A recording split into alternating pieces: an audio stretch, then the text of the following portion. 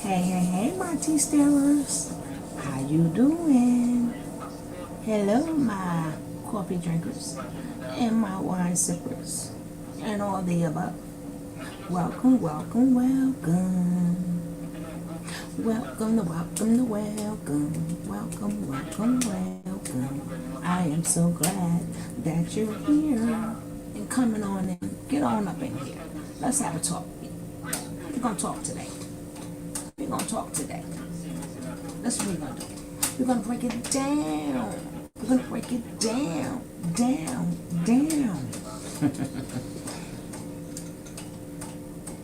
We're gonna wait for some people to get on up in this piece.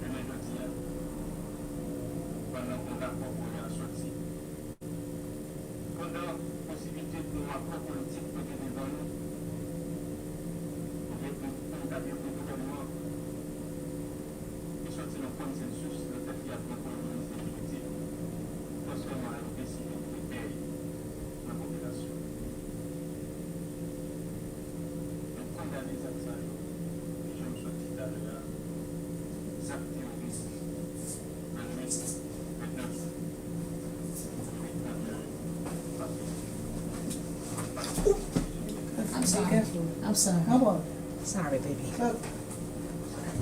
Hello, Royalty Pro. Hey, sharpshooter. How you doing, my baby? The best sharpshooter on the YouTube planet. On the YouTube planet. Sharpshooter. Royalty Pro. You about to act like you know. Act like you know, baby. Baby.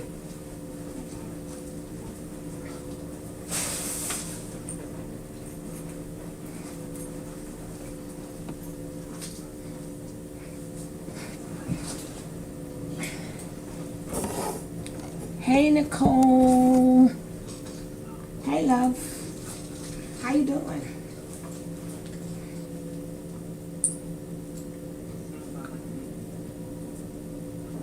I just want y'all guys to know I did view the young Pharaoh on the T, right? I did view it yesterday. And me personally, I thought it was disgusting. I thought it was disgusting. Absolutely disgusting. Hey, that's just how I feel. Sorry. Not about him personally. About number one, you really got no information. You really got no information, no intellect. Just a bunch of bull crap. Just a bunch of bull crap. That's all we got. I was just waiting for him to sing the whole time, I'm the Magnificent. Oh my goodness. Thank you, love. Thank you so much. I appreciate that. Peace and blessings, and hopefully it come back to you 10 times fold.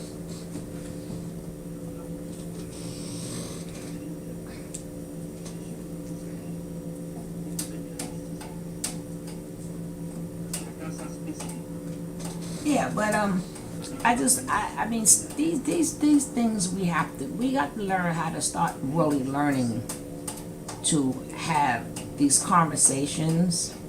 And a lot of times we take things that people say and they've been saying like for over decades, and we run with it. We just run with it.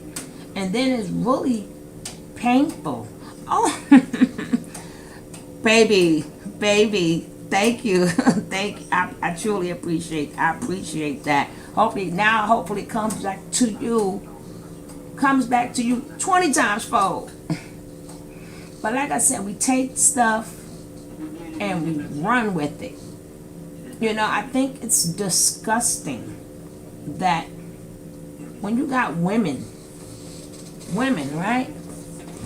And you got men, especially women who agree with the men. You know, women are so quick to agree with men because they see the bad shape that women are in, or maybe they are above these women, that we forget to think about a lot of things. Yes, I'm talking really slow because I'm waiting for you guys to get on up in here. So I'm talking really slow. Really slow. I mean, I just want to get this really off my chest before we get into Nature Nut. Before we get into Chief Cupcake. Chief Cupcake. You know, I mean, first, young Pharaoh, I mean, he went on this lady's platform. His mouth was reckless. And people go, well, his mouth is always reckless. Not when he had that debate with that Jew. His mouth wasn't reckless. He knew how to watch his mouth then. And then you use all this profanity, and then you ask her, can I use the B word and all this other stuff?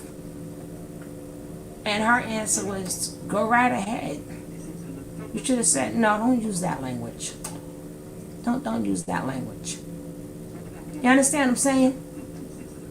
That's when people have bad. Thank you, love. Thank you. Hopefully cut back to you 30 times, 40 times, 50 times. Oh, thank you, love. So then, this is when people come to you with bad behavior and you reward them for bad behavior. A lot of women get caught on that. And we think that these men don't know better, but they know better. Certain people he's not going to use all them curse words for, certain people he's not. But when you're on your own platform, thank you, Rocky. When you're on your own platform, you have the right to do and say what you want to do. But when you come on somebody else's platform, it is really nice to be respectable as possible. Because you don't know what ears is on that other person's platform. You don't know. You don't know what ears is on the other person's platform. And then you want to be the best self that you can be on somebody else's platform. So it's like the whole entire interview was I, and they did this, and I'm the best, I, me, I started this, and people don't want to read, I mean, I'm not saying a lot of stuff he said didn't make sense. You must be in control of you. You are the person that destines your own life. Now, the next problem I had, he went into the same thing that's been said forever. And you got the black women. You need to hold black women responsible. I always tell you, it's two sides of the token. You cannot blame one without blaming the other. You cannot blame one without blaming the other. You cannot say, and the women decided they wanted Section 8, which I'm sick of hearing, and they wanted welfare, and then they wanted feminism, and they turned on the black man. Why nobody has truly ever broke that down? We have always heard that, but why nobody never truly broke that down? Why? Tell me why. It was never broken down. Were they truly? First of all, can somebody explain to me what is Section 8? What's the purpose of Section 8? Can somebody help me out here? Sometimes people have to answer their own questions. Sometimes you just cannot tell them what you think. You got to leave people to answer these questions.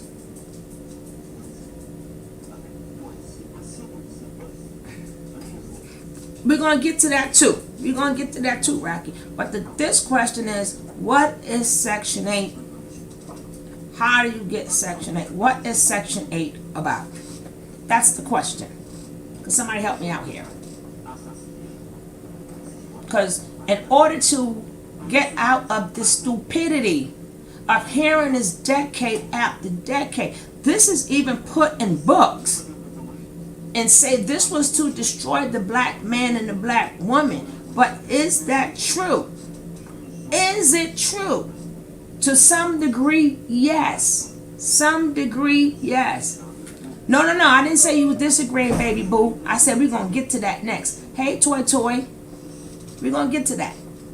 Okay, Section 8 is when, number one, you don't have an apartment already when you get Section 8. You get Section 8 to get an apartment. Okay?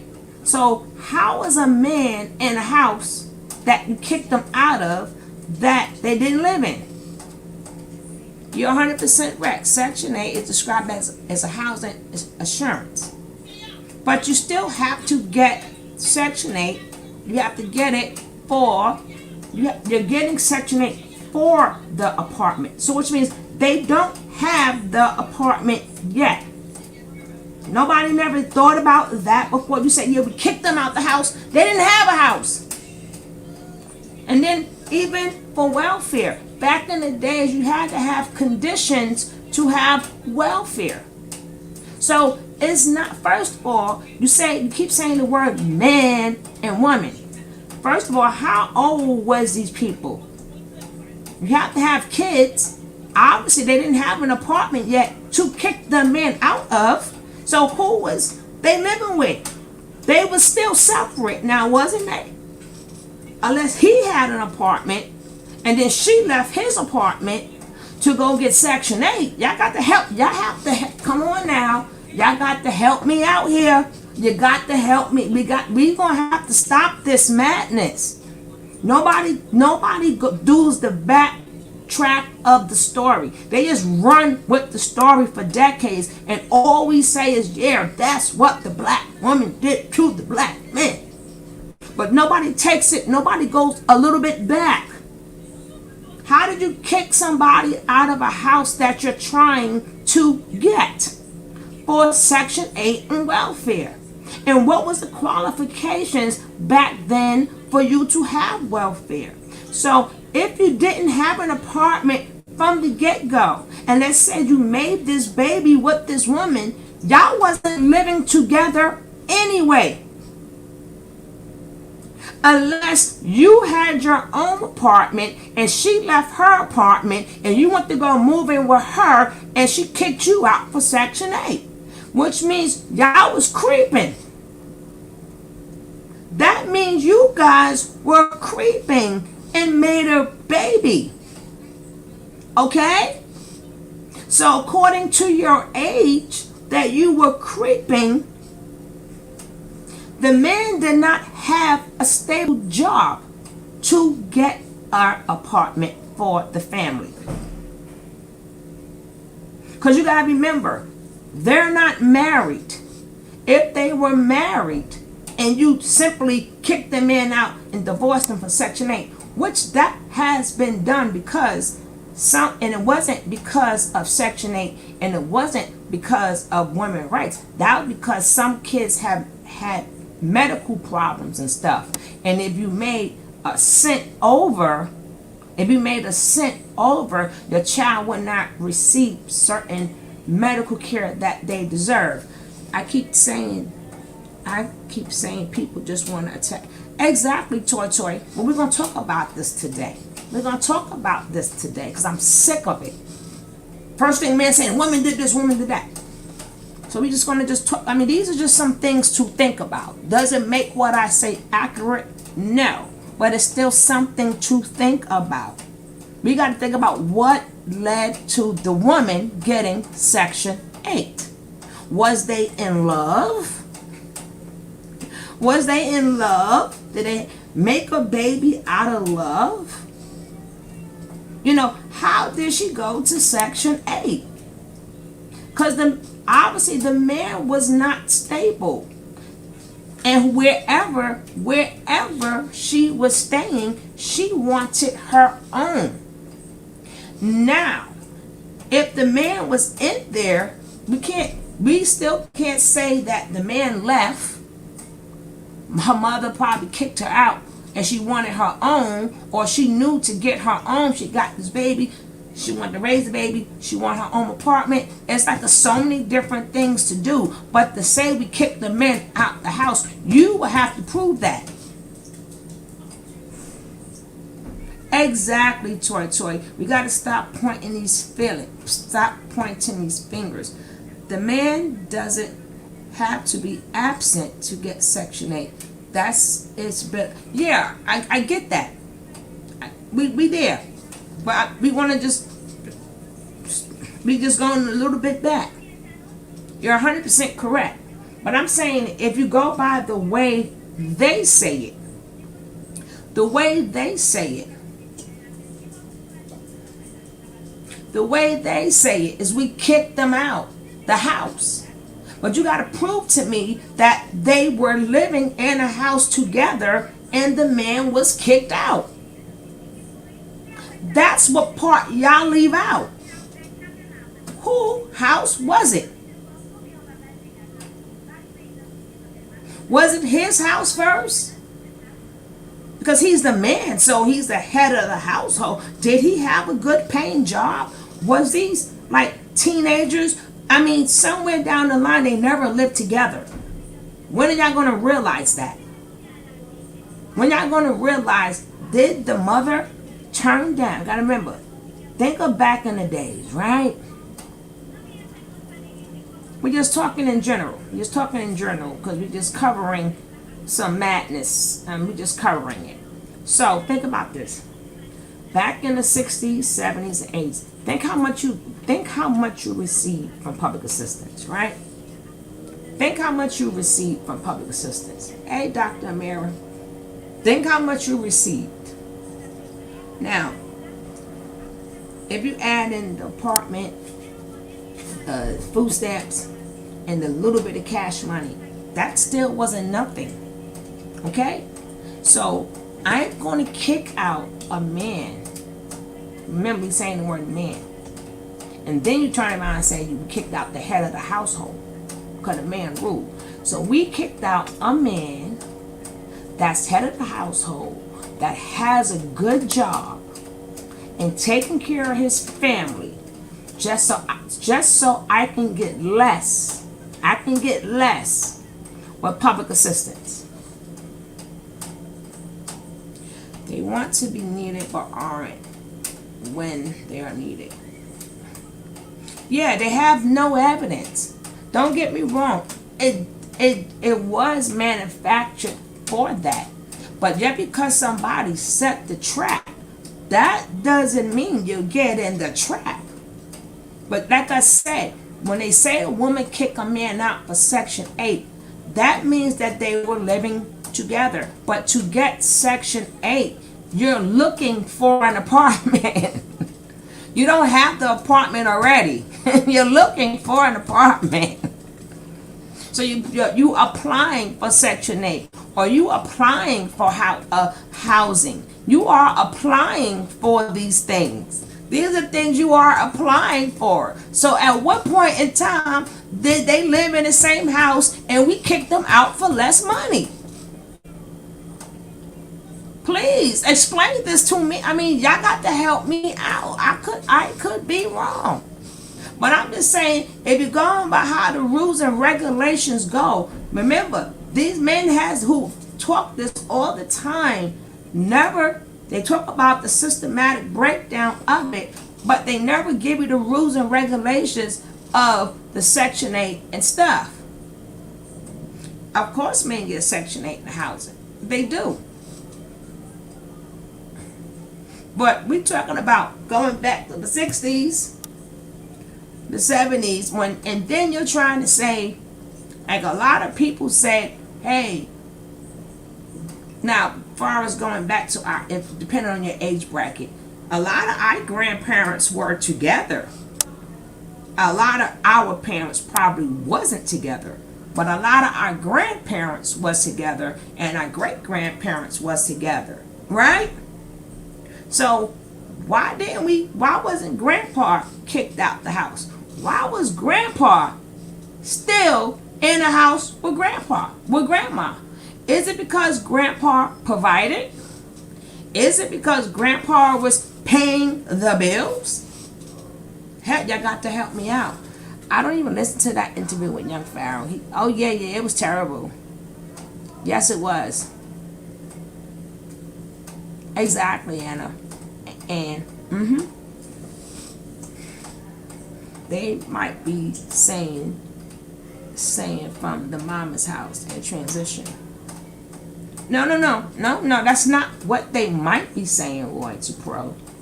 What they said is the woman kicked the man out the house for Section 8. They said we got rid of the men. So now you will have to prove that the men were in the house. We're going by what they say. You will have to show me records where there have been nothing but divorces.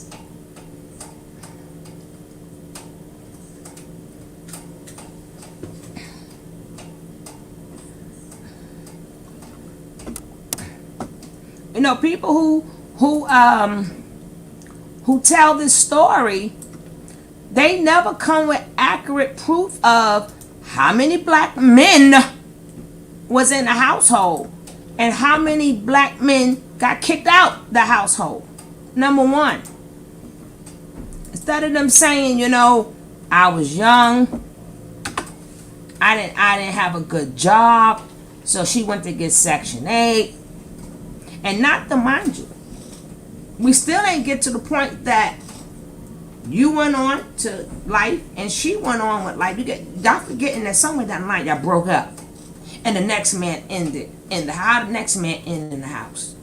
I mean, even back in the days when they used to check your house. Back when they used to check your house, they used to check your appliances. They used to check and see if anything was new in your apartment. They wanted to see that if the budget, and this is how bad public assistance was back in the days. This is how I know they ain't kicked no man out no house. This is how I know they did not kick no man out the house. There's no way you would subjugate yourself to somebody coming into your household once a freaking month to check what's in your household, to make sure that what they giving you for income, your household can't, like, listen, this person gets $50. This person gets $50 a month. Remember, this is back in the 60s and 70s. So if this person gets $50 a month, how are they able to buy this? You think I'm going to kick my man out the house to have somebody walk in my house, look at my children, look at their clothes, see what their clothes are worth, look into your cabinets, they look in your refrigerator? Anna Banana, hey my baby. Exactly, like I said, the line is open. Whoever want to come up, come up. But I'm just saying, can you imagine I'm going to throw a man out to be sitting up there and to have a government over every move I make? And then it was even worse because they had people watching you. They had people watching you who gave them reports. There had that changed when they had to change the law for that to happen.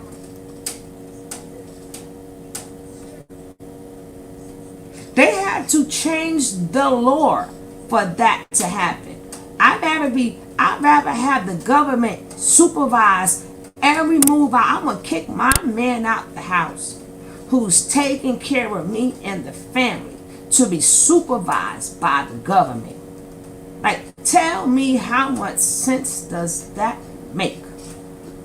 And again, where is the proof? We know it was done, but show me how many people lived in these areas, how many people were in the apartment, how many people were married, not your man, not your boyfriend. We talk about the head of the household. Show me how many people were working. Show me a list. Show me a census. Show me something of how many men. Hey, Lady Shakira, how you doing? Hey, Cancer, how you doing? Exactly, Cancer. Show me how many men was in the household. Did they do any data on this? Is there any data on this of how many men was in the household?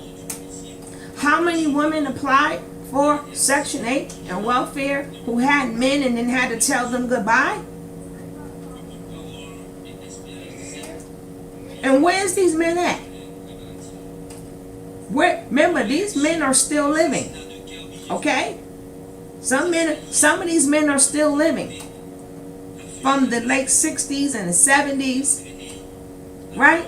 And in the 80s. And show me these men are still living. I haven't seen no man, unless a man was telling a story. When a man tells a story, a true man tells the story, they would say, I made too much money. That's what you'll hear a man say. And they would say, and our bills were more than what I made. Or they would say, oh, my child needed the medical insurance. And they would complain that they had to choose between their job or leaving their household. But a lot of these men, really, if you loved your family, you never really left your household. You just hid in the closet, or you just hid under the bed when the welfare people came there. You understand what I'm saying? Until that man got on his feet.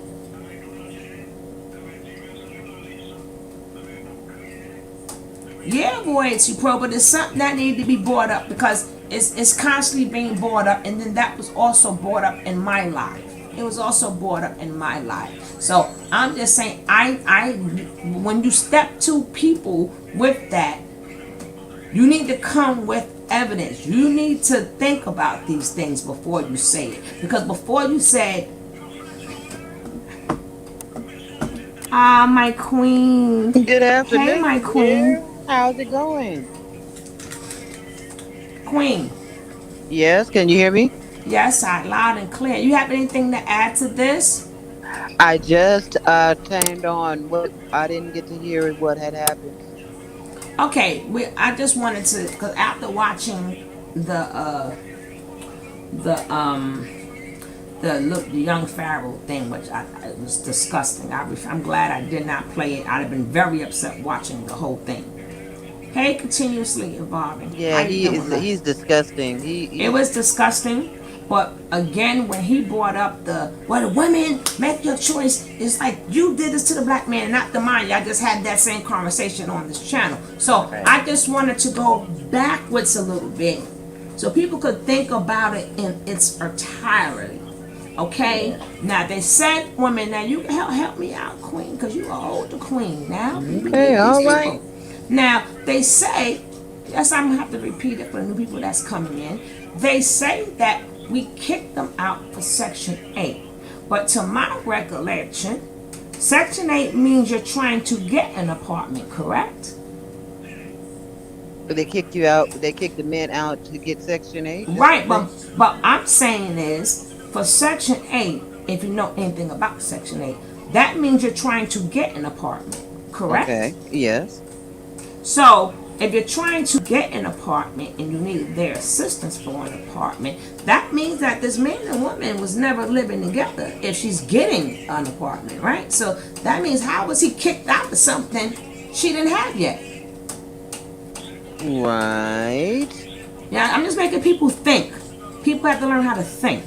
Number one. And that means that they was young and they was creeping, right? And see now, and that's just a bunch of malarkey right there. Because Mm-hmm. if a man had his stuff together, he could be on the Section 8 right on along with her and the kids. That's the point that I'm getting to. Nobody thinks about what happened. But the thing is, even if he did get on with her or whatever, but back in the days, it was men. I don't know if men was part of it. Just like the men wasn't part of the you couldn't get, even when you got public assistance back then, you had to be married. You understand? You had to be married, and if that man worked, every penny was counted for, and he had to make a certain amount of money. But my thing is that if you're looking for Section 8, right, that would mean that y'all was creeping, so y'all never lived together anyway. Y'all was living separate anyway. So how did she kick him out his apartment? How did she kick him out the apartment for Section 8 when in all reality you're looking for an apartment? Because remember, you can't say, well, they could have had the apartment first, then she got Section 8. No. Because if she's looking for Section 8, that means that she didn't have enough money for the first month's rent and the first month's security. You understand what I'm saying? She didn't have that. Wait a You minute. needed I to don't go. know about that, because if she could have been already in the place, say, they're already in place, and then they get Section 8 and they put Section 8 on that particular apartment that they already living in, then there was still no reason for him to leave because he was already in the apartment, right? That's the point that I'm saying. But they saying we kicked them out for it. And I'm saying that that cannot be true. Because two things. Section 8 means, okay, I want to be on my own. I'm looking for an apartment. But the thing is that you was never in the apartment if you're getting Section 8. You have to apply for something that's Section 8. I'm not saying that it cannot be done, but most of the people don't have the apartment already. Like these days you can. Let's say you had a job, right?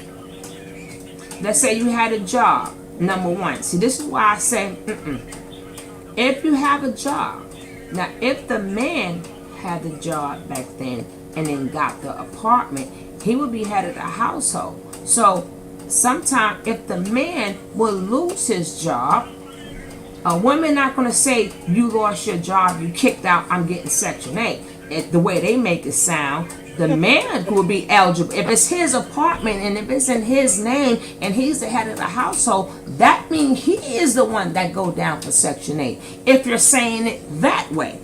Yeah. You understand what I'm saying? A lot of time, like now, a lot of mothers these days, they get the apartments, they lose their job. And guess what? Not everybody accepts Section 8. You got to go to places that accept the voucher.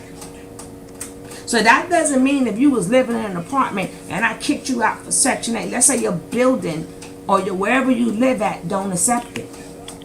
So which means to get Section 8, it goes right back to what I said. You're looking for an apartment. And if you had an apartment, and like you said, this is what they said.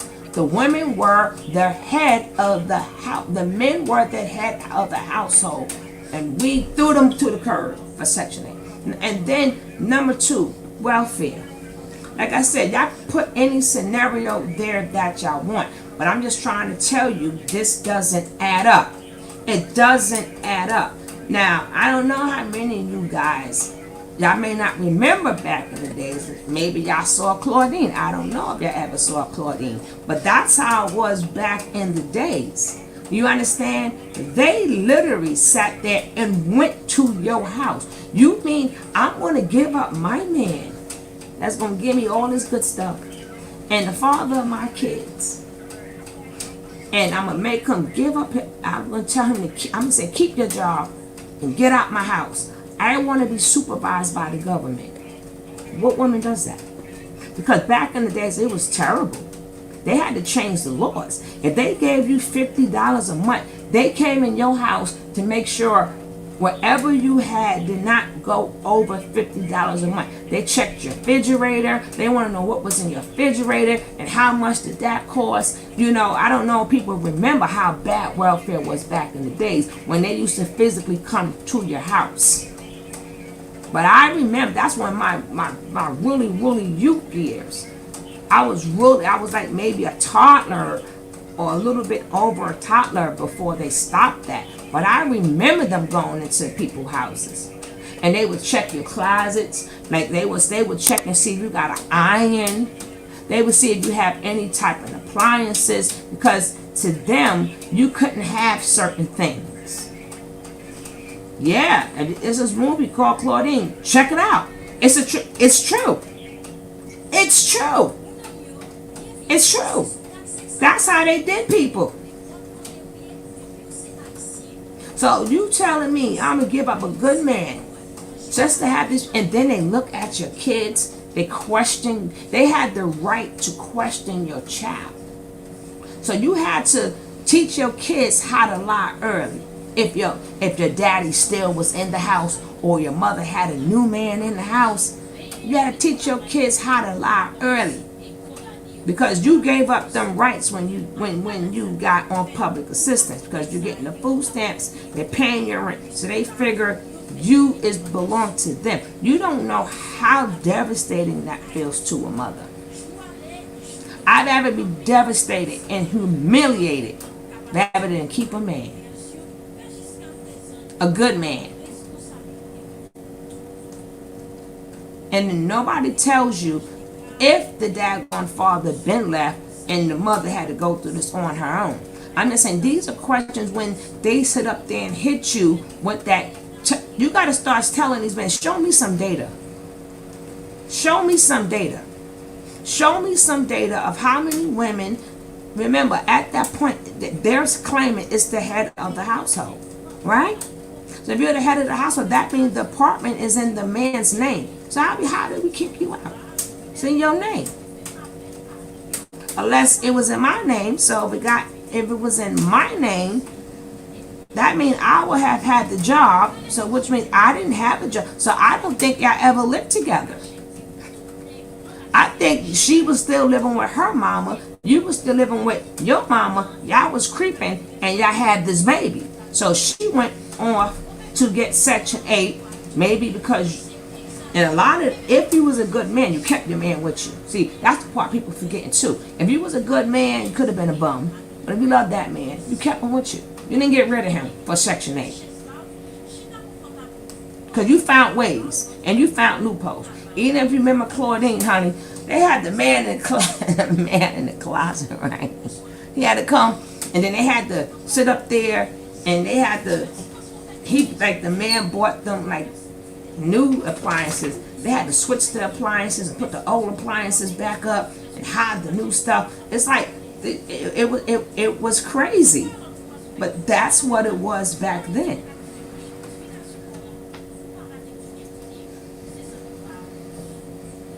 I think there's a lot of miseducation in the black community around government and census, but I used to adult service for supervised there long enough to know. Yeah, but I'm just trying to say, let's take it back. Let's take it back, because they claiming that this was systematically done to destroy the black woman and the man. So you got to take it back to the time that they are talking about. So what you're trying to say is, if you're taking it back, you're trying to say, my grandmother, like I said, a lot of us may not grew up with parents, both parents, but a lot of our grandparents were still together. So you're trying to say my grandmother threw my grandfather out, and they stayed together. A lot of people from the South, they stayed together. So what are y'all men? And it's sad when I can understand men saying that. When you got more women saying, I I agree with you. Yeah, agreed. How do you agree with somebody? Y'all looking for an apartment. Y'all, they never lived together. They never even thought about that. They never was in the apartment yet. She's looking. She's getting Section 8. She ain't got it yet. She's getting it. So she's getting it. She doesn't have her own to kick you out of. That's just a misconception.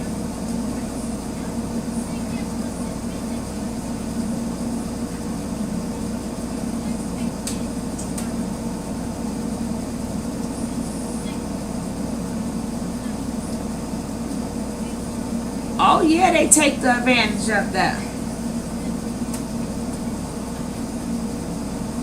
Back in the days, it was normal to have 6 to 9 children, so mama had a man. Like we going a little, we just starting with mama with 1 kid.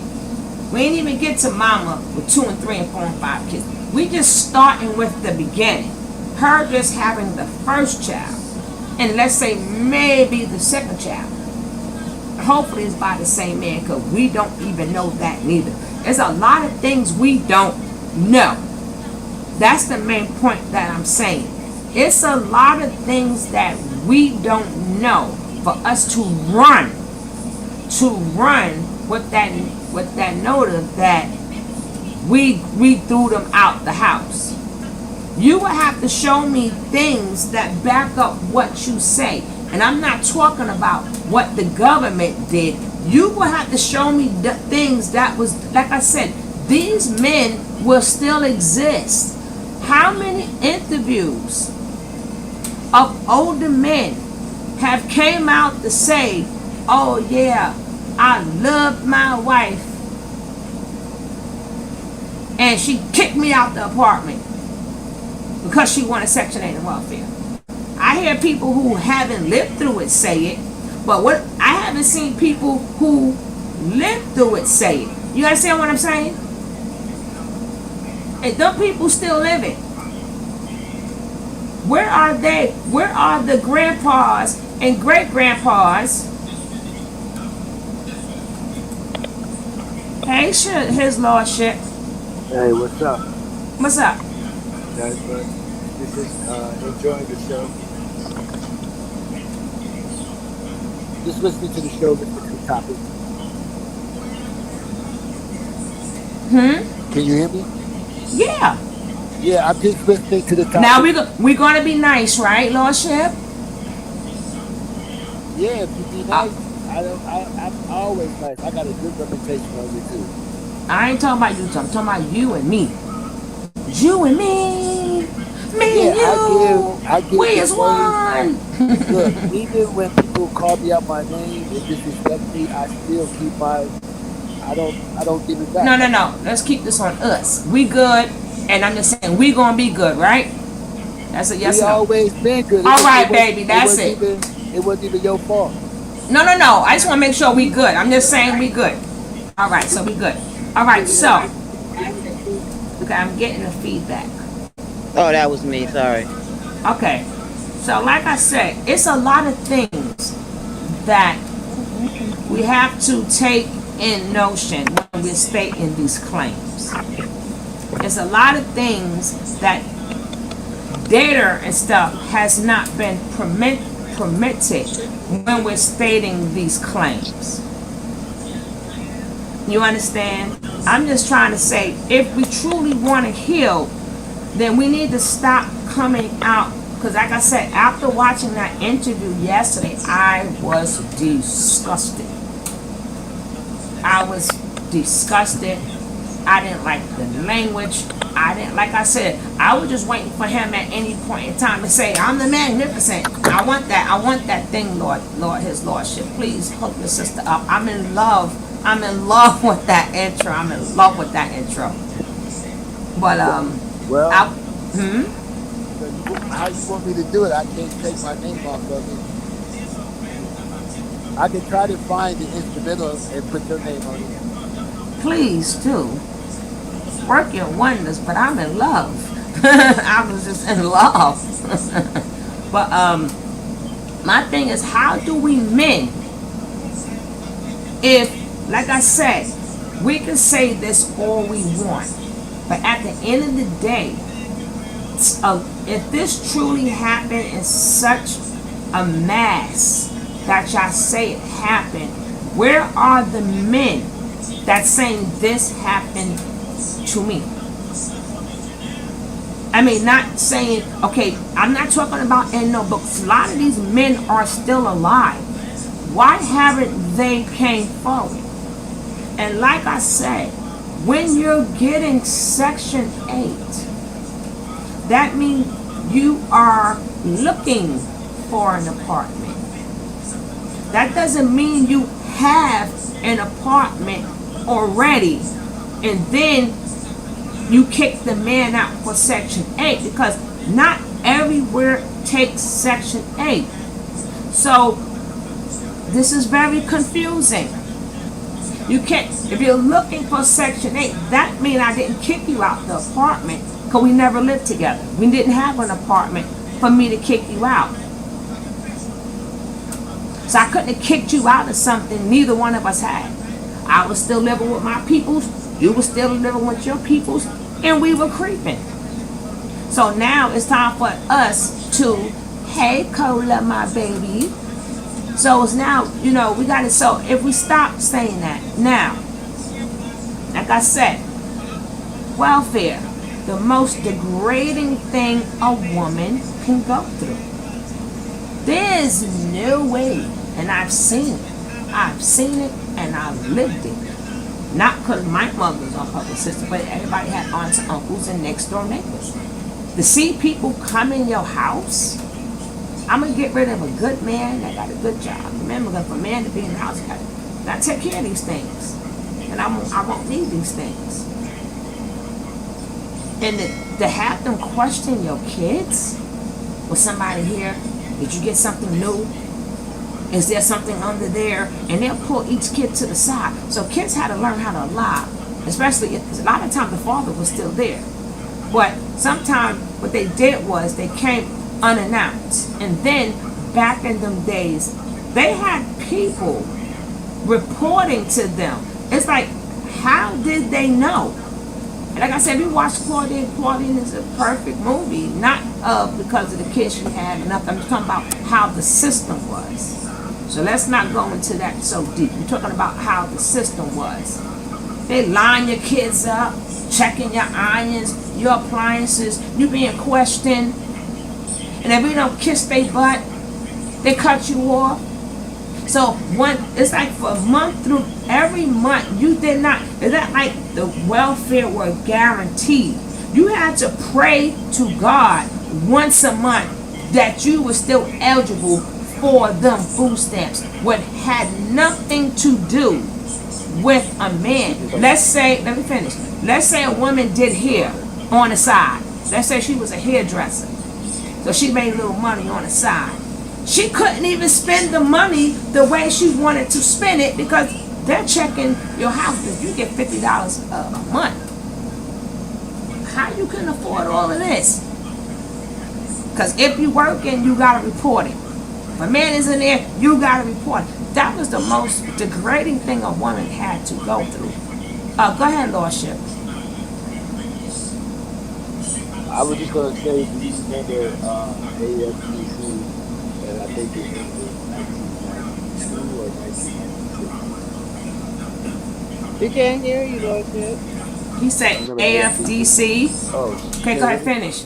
I can hear you. Go ahead. Yeah. AFDC, boss lady. All right. Well, they created AFDC for basically for white women who husband had died in the war. They had to take care of their family, but they couldn't just make it exclusive to them, so they had to make it available to everyone. And so before, it seemed like before welfare there was AFDC, and AFDC ended around 1992, I think. Have you heard of that? Yes, carry on. Keep going. Well, I was just saying that they were very strict also. So I'm just saying that everything that you said is correct because I remember that as a child. People hiding in the closets and stuff, or put their clothes in trunks and stuff, lock them up so they couldn't see it. And then the crazy thing is how they had spies. They hired people to spy to see who came in your house, who wasn't in your house. Like, yeah, well, we heard there was a man there last week. You're like, what the fuck? Like, like what the fuck? But the main notion I'm trying to say is the people who say we turned down men for Section 8, we threw the men out the house. You would have to have had the apartment first to throw the man out. If you're going for Section 8, or if you're going for housing, which you have to have a certain income eligibility to get in housing, that means you were never living together for me to kick you out of. Because I am now looking for an apartment. So how did I kick you out of an apartment that neither one of us had? And that has to be explained. Now, do not get me wrong. There are stories of married couples, and a lot of them didn't get rid of their husband, because that's a good man. See, the bad men who ain't worth 2 cents, you kicked them out and did it on your own. But I have seen a lot of videos of men back in the days telling their stories of like about how the system was and how the man had to leave, or the man could not have leave, but just didn't get the assistance. So a lot of them chose to quote unquote act like they left, because a lot of them, it wasn't because of the money. It was because of, like, their child was sickly and they needed the Medicaid. And even with the Medicaid, it's part of the welfare system. So listen, I may make 2 pennies over, and it was, I mean, literally 2 pennies, or literally 1 penny. We didn't even get to $1. Literally 1 or 2 pennies they made over. So now this man had to make a decision. Do I take my name off the lease, and do I denounce myself as head of the household to save my child? Not so the woman. You got to connect yourself again, Lordship. The device not connected.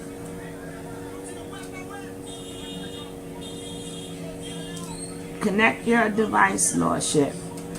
But boss lady, do you understand? Can you add, or do you understand what I'm saying? Because we need some people, in your beautiful age bracket that can tell us how things were done when you were young. Not at now. I'm talking about when we going back to the 60s, the 60s and the 70s. So we talking about how things were done back then. Wherever you were at, how are things done in your state where you was at? You have to, Lordship, they would need to contact connect their mic and cam before you can add them. Connect your mic and cam. Go ahead, boss lady, take it away. Look here. I just think that as far as welfare, people need to look at it as a working help stand up. These people now, these girls, they are looking at welfare as a No. I want to keep it back then, because the argument starts from back then. Then we're gonna move up to now. I just want to keep it. I want to keep it from the 60s and the 70s, because this is when they claim all of this took place. So we're going to keep it right there in them 2 decades, 60s, 70s. And then we're going to move up to the 80s, 90s, or whatever. But being that they claim this was designed and this is what happened, we're trying to say that's not what happened in the 60s and 70s. But if this did take place, this was some, like, I'm just saying, every state is different. But you could give us an idea of what happened back then in the 60s and 70s. Well, I was a kid, and as far as I know, my daddy worked. He was in the Air Force. Now, I do not think him and my mom lived together off and on, but it was food stamps in the house, and things like that. And it was, I don't know, it just didn't seem like that was the problem of the Hello. Section 8 or whatever. That wasn't the problem of them being together. That wasn't it. Hello. Truth be told, that's thank you. But carry on. And so I just think that we should start just raising these kids to work, not not thinking people need a helping hand. Work, help another hand. The man is supposed to be in the household, and he's supposed to help build a foundation, and that's where we at. We need to start that. Start back, build that foundation back up. Continuously evolving. We said that Section 8 is subsidized housing. It's a certificate. I already explained before. You have that the place has to accept the certificate. Okay? So let's say you were together in a household already. Because let's say the man got the apartment. Because remember, he's the head of the household. If we going by how you guys say, and let's say he lost his job or something, and the woman takes over. No, and then you're not guaranteed where you at. Because if you moved into the, because either two things is happening here continuously. Either you have an apartment already. Okay, now you pick the cheapest place or you pick the best place for you. So you don't know if that building or house that you chose to take even accepts Section 8. Okay? Or it could be you just lucked up and got in a building that accepts Section 8. So sometime you were in there but you lost your job. So you were now eligible to apply. That doesn't mean you got it, but you was eligible to apply for Section 8. So we already know it's a certificate. So, and then I also explained the difference of public housing. And you still have to, back then, you still had to have a certain income to get into housing. So if you got into housing and you paid your own rent, the housing can't tell you who to have in your house. Now, if it's a thing that money is not coming in and that woman now has to receive public assistance back then, that's what brought the people in your house. But after that law got changed, a man can't use that excuse no more. See, this is why I say people go, yeah. But you're talking about the late 60s and the 70s. That's when the man had to leave the house. Once them rules were changed, because women did not like being, degraded like that, and these people's checking your house and checking everything that you're doing. They had to fight to change that law. So now they cannot come into your household. That's when they started to where you had to go into their office. So at what point in time? So you cannot use that excuse, because that was only for a particular time when the man had to leave the household. After the law was changed, they wasn't coming into your household no more to make the man leave. So what y'all still talking about this bull crap like this happened from yesterday till today? No, that only happened for a particular amount of time when they came into your house. And then a lot of these, Go ahead, His Lordship. Who was saying all this crazy stuff? Who was saying what you were saying? Who's saying what? About, what you were just talking about. You know, somebody, No, when Young Pharaoh did an you know interview, when it. Young Pharaoh did an interview with the T. Oh, okay. Right. So I was just saying Oh, how so it was like, to me it was disgusting, and then the way he brought it up, I'm just like, I'm so sick of hearing this with nobody's bringing no data, no proof. They're not bringing no timelines. I mean, I'm sick of, you just get sick of hearing it after a while, because I'm saying, y'all he wasn't even speaking. around. He wasn't even born. He wasn't even Yeah, born but yeah, but people still running with that narrative that this is what broke up the black families. You got to think. You have to now. You have to, when, if you're going to say that argument, you got to bring me the timeline of when did they start coming into your house, and when did they stop coming into your house for you to win that argument. Then you will have to also show me proof that they had an apartment already that the woman kicked them out of. Because if you was going for a Section 8 voucher, you can get a voucher, then you have to look for an apartment that accepts a Section 8 voucher, unless you're in a building already that accepts it and you had a job, but they accept the voucher. So you'll go down there and say, hey, okay, I lost my job. Okay, they'll give me a voucher. And then, even if you're still working or whatever, you still can make a certain amount of money. So you will have to prove that they lived, all these different people that the system broke up. You will have to prove they were together first. That's the point that I'm saying. There's no proof that they was together for the system to break it up.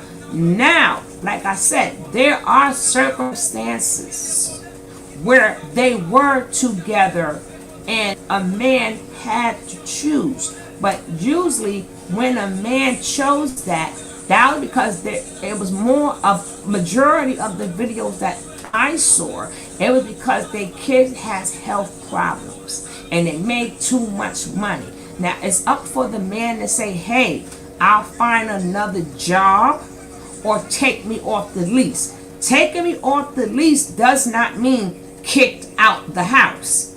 It just means I am now off the lease. And you are now head of the household with the kid. That doesn't mean necessarily the man left. You understand what I'm saying, this little shit? If you get what I'm saying? I totally get it. Somebody should make a video showing, just putting the facts on the screen on the table, and call I get those what you're girl out, saying, Tony. because people be. I get what you're saying. Because I'm first saying of people be. all, welfare was in place way before Section 8 was even invented. Exactly. And people don't So know how where is degrading he that coming with that was. fight? I don't know how he coming with that fight when welfare has been in existence since the 40s and Section 8 didn't come in existence I until. mean, you should have heard him. And women. I mean, I don't know. Did you see the Young Pharaoh's interview? I didn't like. I don't like him like that. When I seen him sitting up there with that gold on, and Oh he had his yeah. I little mean, to grill, me, and it was. To me, I thought that I was gonna get a little bit more information. He done cursed up the whole entire time. People like, well, he always cursed. No, on your platform. When you go on somebody else's platform, you present the best you. You and at the present the beginning, best I heard, self. I seen at the beginning where he said, "Oh, I'm He trying to still was revive." cursing up a storm. And then he even asked her at one point, oh, well, if we keeping it real, can I say the B word? Now, her, as a respectable woman, should have said, no, we're not going to use them words. But again, we reward people for bad behavior. We reward people for bad behavior. Like, yeah, go right ahead. So now he felt just free enough to say everything. And it made everything about him. And then when we get towards the end, then we get towards the womanizing. And I'm like, this is why I don't pay you guys no mind, because that happened between the 60s and the 70s. What happened to the 80s and the 90s when the men still was up in there? How many women still had they no good men up there? And how many men has left? You okay? I forgot, boss. I forgot. His lordship is making a point. I'm just sorry. Go ahead, his lordship. I was just saying that young Pharaoh lost his credibility a long time ago, and the the Jews and everybody was okay until they kicked him off of YouTube. You know what I'm saying? I mean, he's on the white man's platform, and then when they kick him off, then he want to complain about the white man. You see what I'm saying? And he shouldn't have more. If he's supposed to be a public figure and a role model, he shouldn't be too much to the public. He said that he got to pay. Oh, you saw it. Yeah, I saw it. Okay, so good. I'm glad you saw it. So I don't have to explain it. You saw it. Okay, cool. I missed the Section 8 part though. Oh, get towards the end. Get towards the end. Get towards the end, baby. But a lot. But like I said, this been said a lot. It's been said a lot. It's been said over decades and decades. Right? Now we're going to get to the feminism. Right? Like I said, everything got two sides of the token. Right? Have anybody ever thought about it this way? Has anybody ever thought about it this way? They said, well, black women turned on us for feminism. No, we didn't turn on you for feminism. The white woman came to the black woman because they was wanted to vote, and they needed us, right? So you can't say when you flip the coin that, and we conform to the white woman. We could easily say you conform to the white man because you didn't fight for us to vote. So you went by his rules and regulations, right? You went the same rules, and the only way they was able to get women to say, yeah, I want to vote too. They couldn't have gotten that out of the black woman if the black man didn't confine to the white man's rules and regulations. Because he said just men can vote. He never said, oh, I think black women and men could vote. They didn't think about the women at all because they saying this is a man thing. So then you got these women saying, well, hey, we need to vote too. Now we were sticking up for each other on both sides. It wouldn't have been us over there with them white women. But both conformed. It takes two to tango. The white man conformed, the black man conformed of how the white man rules and regulations. Not to mind you, the white woman never lost a child so the white man could vote. Well, they have never, their churches have not been bombed. Their houses, black women lost a lot. How dare you bring up the word feminism and talking about voting without also in the next sentence all the pain. We wasn't even thinking about voting. We wasn't thinking about none of that. And you know if you come from back in the days, you know if you know your history, you know I'm telling the truth. You know all our kids, that church, I wasn't like 5 kids was burnt in the church. They couldn't get the kids out the church. Houses was bombed. You know how many kids we had, our own kids we had to bury for the black man to vote? And at any point in time, did they say thank you? Did they say thank you? They so quick to say, oh, they got down with the feminism. And that changed it. Well, how did that take place? Remember, before you make a statement, you must say to me, how did that take place? The same way when you say we kicked the man out the house, you now have to say to me, how did that take place? These are things that we so quick to tear each other down. Remember, it's two sides of the token. I'm not trying to save a woman, and I'm not trying to say what's bad on the man. But at the end of the day, we need each other. We have to come together. But if we keep letting this poison, this spew, come from people that doesn't bring us facts, And soon as somebody say, yeah, and then the black man did this, and we like, yeah, and then the black women say, well, the black man did that, and next you know, hear the black women going, yeah.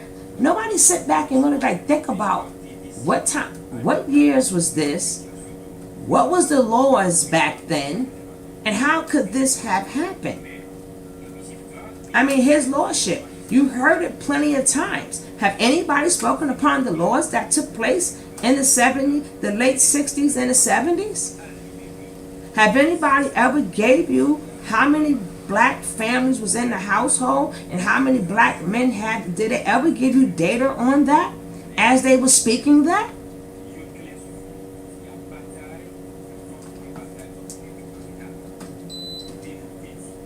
His lordship, Yes. they giving you data? What you say?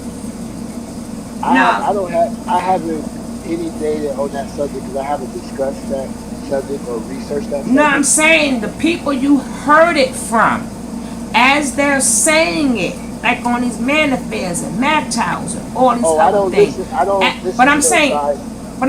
you still heard it before, correct? Yeah, I've heard them say all kind of So wild did stuff. they ever bring data behind what they're saying? No, Thank you. nope. That's all I'm saying. But we still use that against each other today with no data. And then after, y'all hear my AC. After that was done and over with, The people gonna help that's you, not bro. me. Oh, all right. So after that was done and over with, and the law has been changed, and then they wasn't coming to your house no more. Okay, what made the men leave then? You know, at this point, you can now become the man of the household. They don't come check your house no more. You understand what I'm saying? What happened?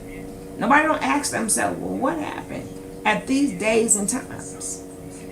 They speaking upon this is still happening in 2021. No, this happened in the 1960s and 70s.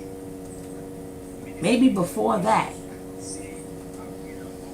You know, why did the black women go to feminism? And why didn't the men, you know, they didn't realize the pain that we was in for you guys to vote and all we lost. Now, I mean, homeless women and men, there was, because they burnt your house up. For the black man to vote, we should never have ever felt comfortable enough to even go with them. But that's because the black man wasn't worried about us. He was worried about wanting to do what the white man do. Nobody don't say it like that, neither. He didn't have to want to be able to vote. No, the black man wanted to be counted as a man. And he wanted to vote as a man, which that's all good. That is all good. I'm not disputing that. That's a beautiful thing. You are a man. You should be counted as a man, and you should go vote as a man because you are a man. But you still did that on the terms of the white man because you wanted to be on the same level as them. What I will say this, I think the Black Male Caucus should have supported chauvinism, and I blame Willie Brown in California for stopping her from getting all the delegate votes in California. She would have been the first black, not only the first black president, but the first black female president. She If had white women and I, black women behind her, but the black, go ahead. I just want to say, if I didn't give anybody no shots out, I'm so sorry. Hello, I says Lady Shakira, my boo Coda James, Kate, Katie Callie, Miss Rada Die, Miss Rain Doe. I would never submit to a man or anyone for that matter who can't control their impulsive thoughts and private parts. Mm-hmm. Mm-hmm. they Mm-hmm. gave Shirley Chisholm an ultimatum, and they said, if you don't come talk to the male Black Caucus, we're not going to support you. And she said, I don't like ultimatums. I don't have to speak to you. I already have a power base behind me. She was like the first Obama, really. But it was a man who to shot her down to stop her from winning the presidency, or at least getting close enough to it. And then I want to speak upon when they say what a woman job is. A man job is. A man job is to be a mother, right? A mother and a wife. Man job is to provide, right? Now, if you want to believe in God, you believe in God. If you don't believe in the universe, believe in the universe. Whatever floats your boat. But it doesn't take away that a woman has a brain. And whatever the universe has designed for you to do, that's what you're going to do. So you can say, oh, like I heard Nature Nut saying today that he had an argument with a lady who said she had a PhD, right? And he was like, I don't respect that. I don't respect that. Okay, and what does that mean? Because that's what the universe gave her the brain cells to do, right?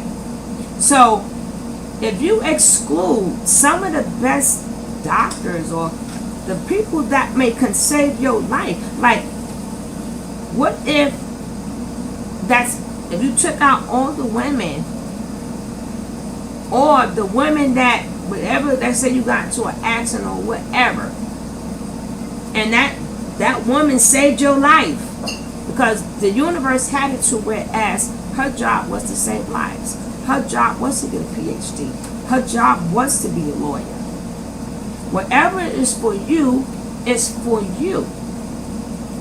It doesn't impress me if you choose to be a mother and father. I'm a mother. But my thing is the kids get older. Okay, after 18 years, then what? Like what do y'all expect for a woman to do with all their brain cells and their hopes and their dreams? What do you guys want us to do with that? You know, if God had saw it as you were able to pick up that medical book and it influenced you to say, hey, this is my calling. Who is anybody to say, no, your calling is to be a mother? She might be a mother later.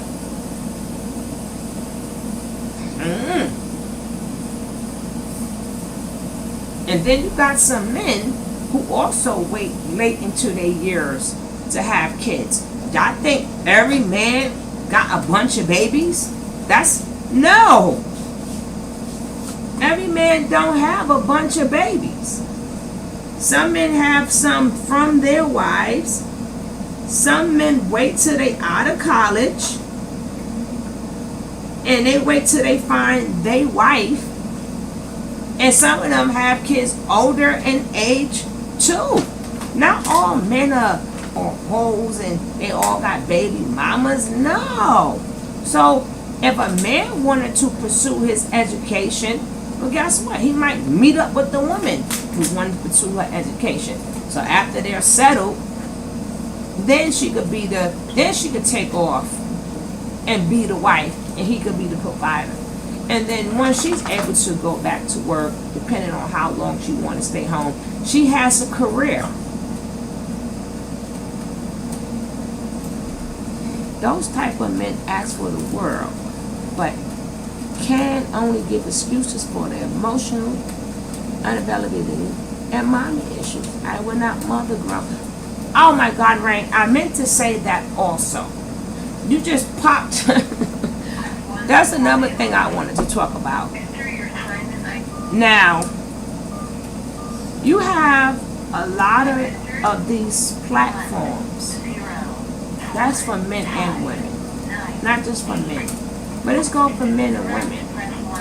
A lot of times, you can tell if you was a good mother or father or not, right? Like, why? Because you would spend less time.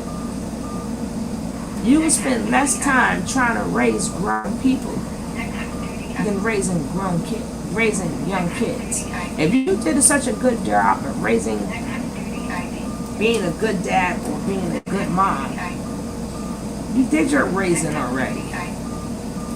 A lot of these people talk about, well, women need to take this and women need to take that. These are grown ass people. It doesn't matter if they take responsibility or not.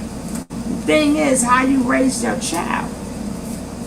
You can't fix that. You can't fix.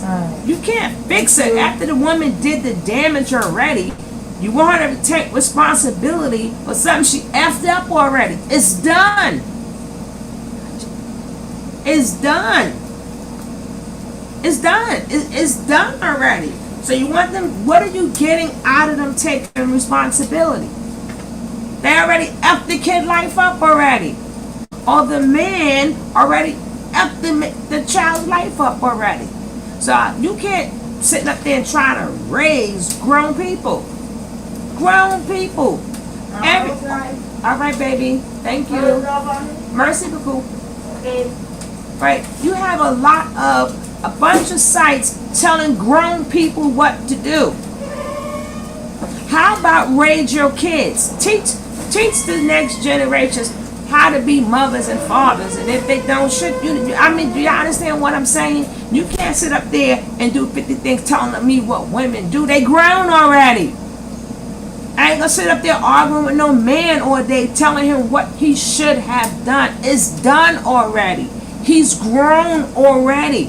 Why are we trying to raise grown people and tell them what they do and what they should be accountable for? Because even if they take accountability for it, you cannot go back in time where they can fix it. The only way they can fix it if they fix it with their child where they messed up at, or be the best grandfather that you can be. But it's too many channels coaching grown people. So that's why we're going back and forth too. Go ahead, His Lordship. I was just gonna say you're absolutely right. Okay, give more of your opinion. You're the man on the stage today. Go ahead. Well, you should never try to get advice from somebody you don't know their credentials, but they on the screen with a suit on, trying to tell you how you should live your life and what's the best choice for you, but you don't know how many mistakes they have made in their life. You know what I'm saying? That's like somebody who never been married trying to be a marriage counselor. You know what I'm saying? But besides that, you see more videos about people raising grown people than people pointing out little things to do with kids. How about True. turn them videos into, hey, bring up different subjects, with your kids, and just try this way or try that way. They are so adamant on trying to get this blame game going, pointing his finger, that it's killing us. It's killing us as a society. That's where the gender war coming at, because nobody's bringing no data, no statistics, no nothing. We're just going, yeah, you're right. The women wanted this. Yeah, you're right. Yeah, you're right. Okay, what time did this take place? I've never heard nobody saying what years and from years did this go for? When did this take place? And how many men was removed from their house, and where are they at now? Can they tell the story if they still living? Nobody's never said that to them ever. Well, was they together? They don't have nobody to. Once Phil Donahue went off the air, they don't have nowhere to speak. What you're saying is, where is that generation of men at? They don't have nowhere to publicly speak. I mean, now they can. Yeah, they do. Yeah, they do. The same way everybody else can get on the public thing. Well, yeah, now because of the internet. But back when when men didn't have a voice, and everybody kept. No, men had a voice, and that's the true men who spoke upon this subject. Remember, I learned this subject from men, not from women. I'm talking about major television, like being on Phil Donahue or Oprah or Arsenio Hall. There wasn't no men's panel putting down black women at all. No, but I'm saying. But the black man couldn't complain on TV. Like no, a lot of them when this was going on, they did documentaries, as in what was going on. They didn't talk about it. They did documentaries. You just got to look for them. And they specifically said, this is what happened, and this is why that happened. And I made 2 cents over, and I had to decide, is I'm gonna take my name off the lease or save my daughter's life. So some men decided that they couldn't find the second job, and some men decided to take on the second job. So it was all different men doing individuals things, and they never blamed it on the black woman. It's just because they was getting the public assistance or whatever to assist them. But like, let's say you move up and you make a penny or 2 over, and they made sure they knew what that gap was going to be. They knew how to, when they put you could make up to this. They knew when you was gonna be a penny over. They knew when you was gonna be a penny over. Like I said, I'm not disputing that this was not brought out to separate us, but we can't say that we was together and then was separated. You have to prove that. You have to prove that. You gotta prove it. Well, and everybody worked for the factory. Nobody was really complaining like that. They either, when they got drafted for the war, they came home. They either worked for the car factories or the post office. And, and they provided for more. They provided for their wife and the mistress. But those days are gone. They provided for their own kids and the kids by their mistress. But some people got scarred in the war, like they got PTSD.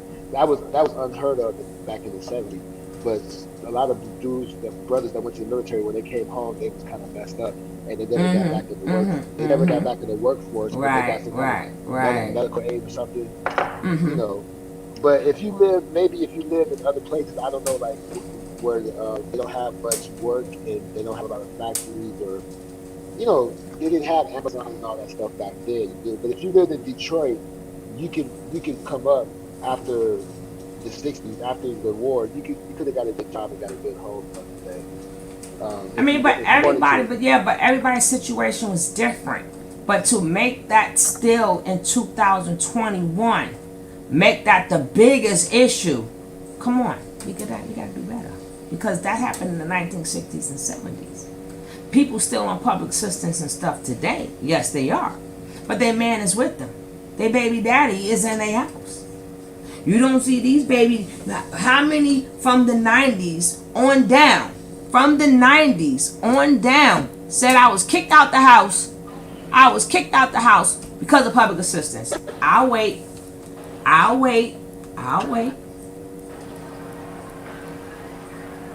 the 90s on down, how many men has came out and said, because my girlfriend was on public assistance or Section 8, I was kicked out the house? I'm waiting. Give me an answer, somebody. Zero. Give me an answer. I never heard that. I heard a man getting a good job. No, that wasn't. No, let's stick with the question. Then you after you ask the question, then you can go on with that. But I'll wait. From the 90s on down, how many men said? And that's my favorite. That's one of my favorite soundtracks ever is Claudine and Car Wash. I consider them soundtracks, the whole thing, and Sparkle. Oh God, they are my favorite soundtracks ever. And I know y'all know about them soundtracks, so don't play with me, His Lordship and Boss Lady. Y'all know about Claudine, Car Wash, and Sparkle. And Mahogany. You like, that's one of your favorite soundtracks? It was good. Now, what was one of your favorite soundtracks, Boss Lady? Your movie soundtracks. Superfly. Yeah, but see, what I liked about Car Wash, because they covered so many, like, you went from Car Wash to It's Just a Fake. It just had so much to offer. But that damn Claudine, Mr. Welfare Man, like I said, how many people from the 90s? I'm not talking about men leaving. I'm not talking about men leaving, deadbeat. We're not talking about deadbeat dads. So don't say deadbeat dads. We're not on them yet. We ain't talking about men leaving. We talking about how many men from the 90s on down complained that they was kicked out of either housing because they was there, or kicked out of the Section 8 apartment because they are there. And then you could go to any Section 8, and people who get Section 8 and people who get welfare today, their man is in the house. But tell me, where you seen men come out and say, yo, I had to go. I was the man of the household and they made me leave. From the 90s on down. Please, I'll wait. I'll wait. I'll wait. I'll wait.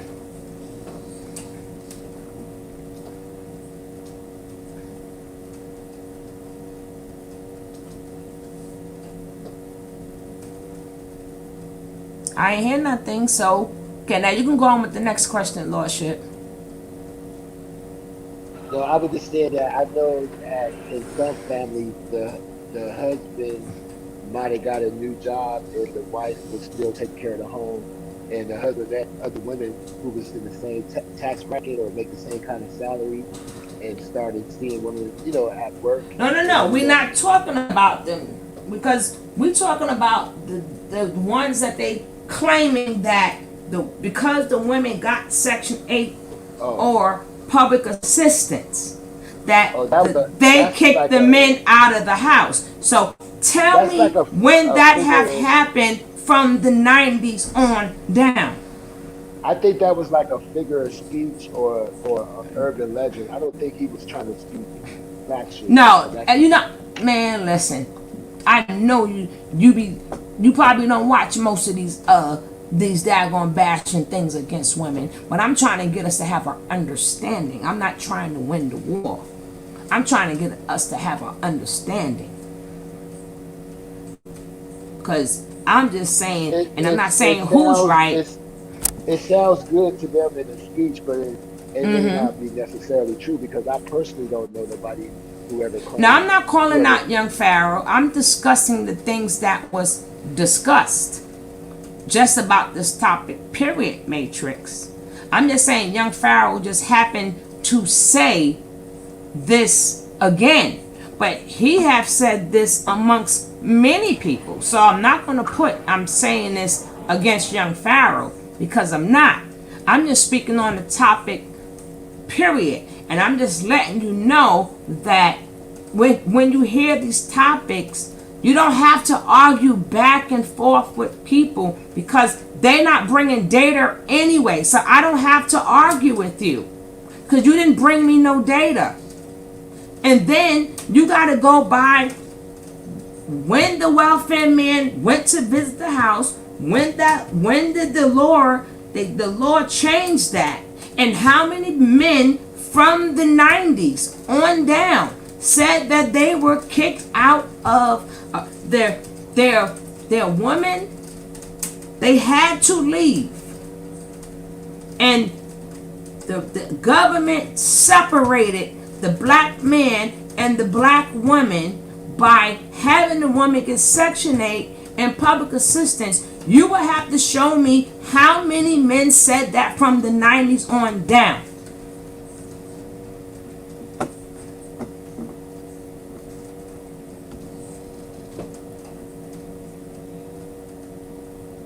Well, he should have picked another excuse, because it is. No, I'm talking about the topic, period. I just want your take on that. That is, like I said, it sounds good in the speech, but it may not be true in the real world, in reality. And my thing is, women need to start asking these questions. Women need to start asking these questions. You got to start, when these men say that, you got to start asking these men. Tony T, Nature Boy wants women to be helplessly dependent so they won't have the option to easily leave him. all this philosophy is self-serving. Like I said, this is not really about young Pharaoh. I'm just saying it just made me when he said it again, it just stayed on my heart because I'm sick. Just let me just say what I have to say to get it off my chest. That's all I'm saying. I just want you guys to have a different point of view. I just want you guys to have a different point of view. And then if people bring this up, ask questions. Ask some questions. And when did this take place? How long did this take place? Where's the data of, okay, in 1960, we had approximately 67% out of 100% of men living in a household. And after the woman got on Section 8 and they got on public assistance, it dropped down to 40. And then you got to prove that they were living together before the Section 8 or the housing to even kick them out. You got to prove they were living in a household together to get kicked out of. We don't ask these, we too busy ready to say, yeah, you the king, the king tells the truth. Oh, I love you, Pharaoh. I'm sorry, I didn't mean to use his name again, but that's what was said. And I love you, yes. And I'm like, are y'all serious? Are you serious? And then I think that's another good point you made too, about when a lot of men went out to like the war or something and did not come back the same. That is never said of what split a lot of black families up too. Why isn't that brought up? Why isn't that brought up?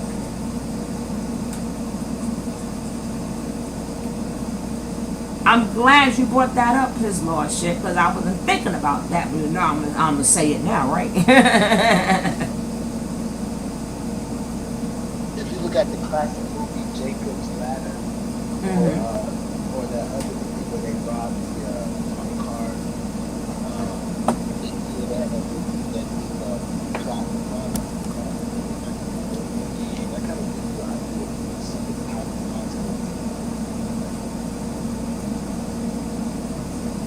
Like I said, this is not the blame game. This is not the blame game. I know we all have our personal, I'm looking at the chat. I know we all have our personal issues. This is not the blame game.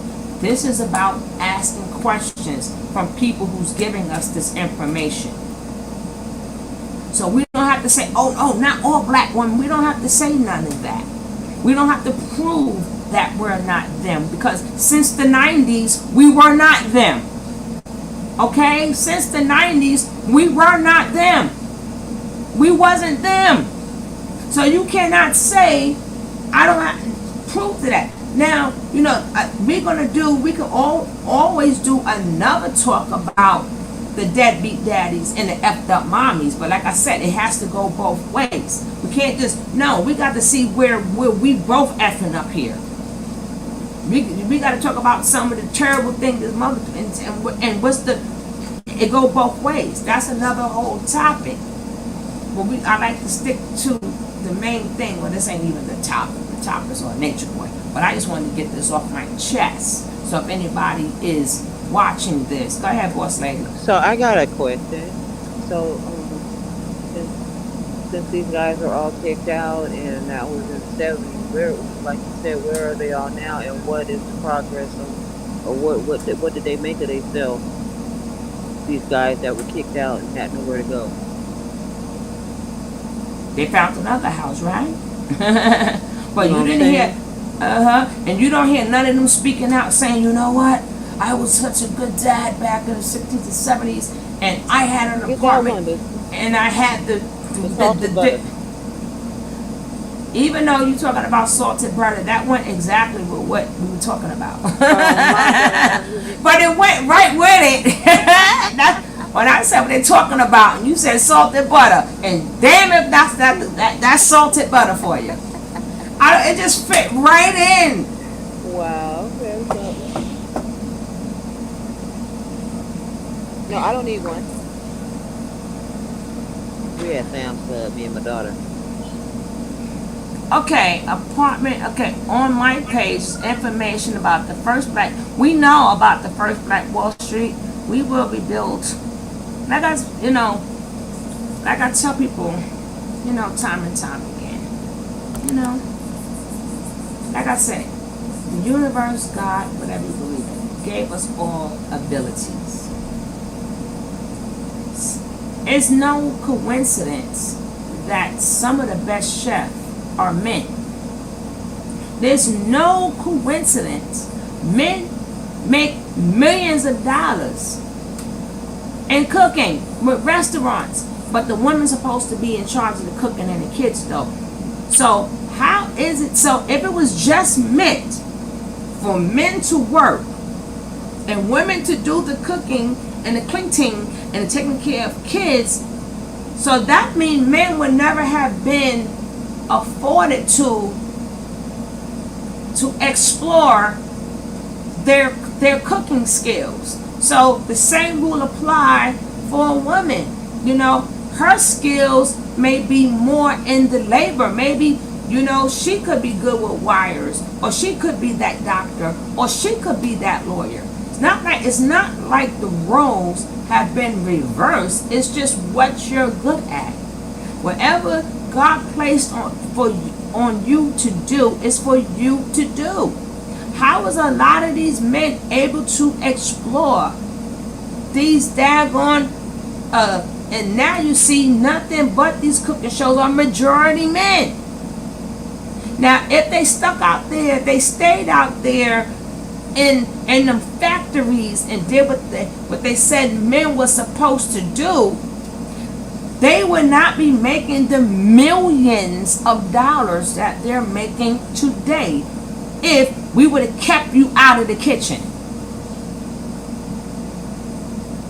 Because that's our job. But nobody sees it like that neither, right? It's no coincidence that some men are very good decorators. There's no coincidence. Some men can look at something and say, this go with that, this go with that, this go with that, this go with that. But if he was subjected to staying out there in the street working 2 jobs, he would never been afforded to opportunity to explore on how he sees stuff skills. Now today, majority of these shows is people hire people to, if you got money or something, you get paid good money, and a lot of times these men is the one that come to your house and coordinate your house with this pillow, that couch, this picture, this rug. Come on now, am I saying something wrong? No, they took over a lot of jobs that women can do. No, what I'm saying, yes, Tony came back from being there as a junkies. Yeah, what I'm saying is they was afforded to do their passions. So while when it come down to women, we wasn't afforded the same opportunity to do our passion because you told us we belong as mother's wife in the kitchen. So no, if God had other things for them to do, why didn't God have other things for us to do? Why didn't God in the universe said, you'll make a good lawyer? I think you should be a lawyer. So that's why you was able to pick up that book and you was able to study and you were able to do that. But when it's looked upon females working and being doctors and lawyers and stuff like that, we are shunned upon. But when a man does cooking and interior decorating, he's not shunned upon. When both of them roles were supposed to be for the other sex, right? Yep. I get your point.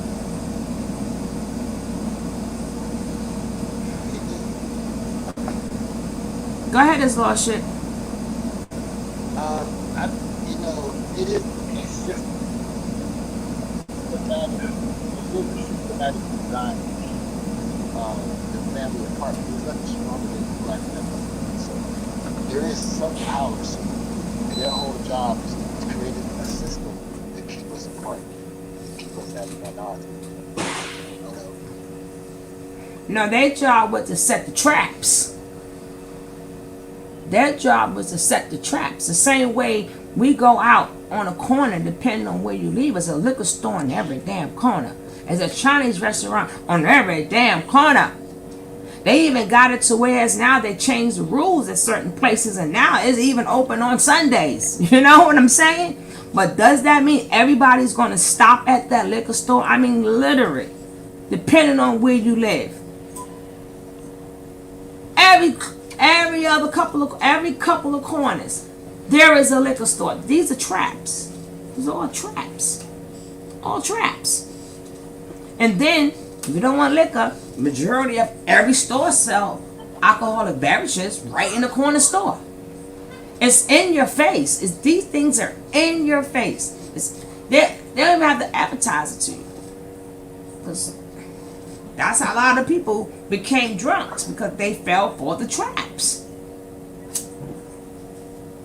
So I it agree. was. There's traps. You don't have to pick that. If there's a crate of guns in your alleyway, a shipment of guns, you don't have to grab it. You can just keep on walking. If somebody tell you to go get it, you know, even if it was a shipment of chicken on the caboose on the train sitting by itself, you don't know if that shipment is tainted or not. But people are still selling it on it, not knowing what's contaminated. It might give you cancer in 30 years. You know, there was a gun shipment out here. It was sitting out in the yard. Kids grabbed it. Nobody said nothing. And the death rate went up. You know, but you didn't have to grab this stuff.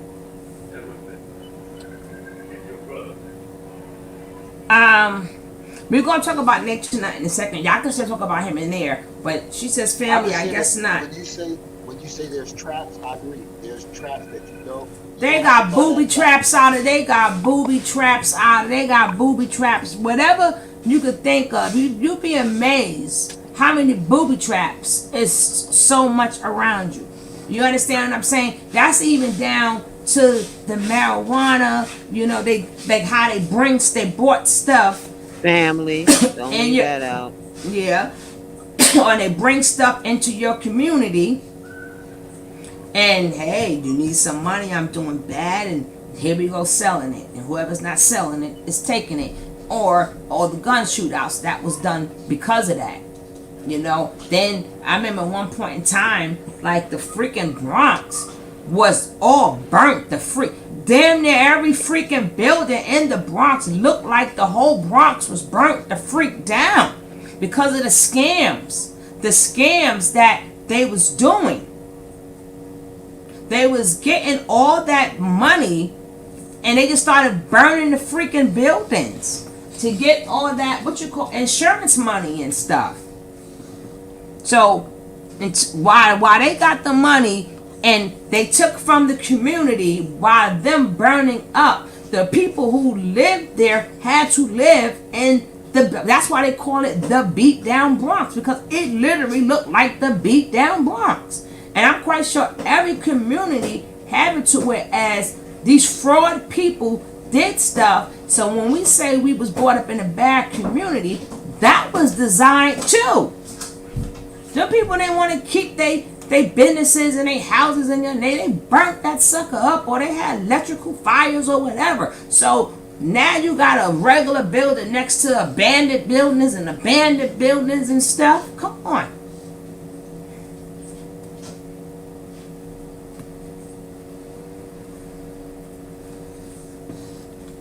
I agree. I was born right after the riot in Detroit, so when in my neighborhood, all the buildings were jacked up from the buildings being burned down, and they didn't try to rebuild either. They said y'all Negroes can have this city, and everybody moved out on like white flight, and it went downhill for another 30 years, 30, 40 years.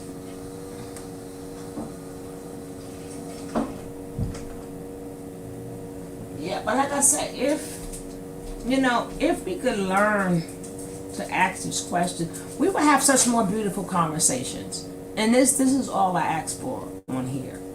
It's beautiful conversations. And I ask everybody their opinion. And like I said, and what is your experience? That's why I know you guys are a little bit older than me. I ain't gonna say y'all old. But y'all a little bit older than me. I'm making y'all be really young. And I asked you guys, when you were younger, what was your experience? Because what you're telling me, this will prove what they say is true or not. When you tell me your experiences, and do you know how many men, when you were young back in the days, had to leave the house because of Section 8 and stuff? Or, that were living together. Remember, Section 8 means you're going to get an apartment. You're going to get a voucher to pick out apartment to live. So couldn't it be for that means you were never living together from the get-go. That means you had your crib and I had my crib. So I'm trying to see how that fit in the same equation. But growing up, how much of that did you see?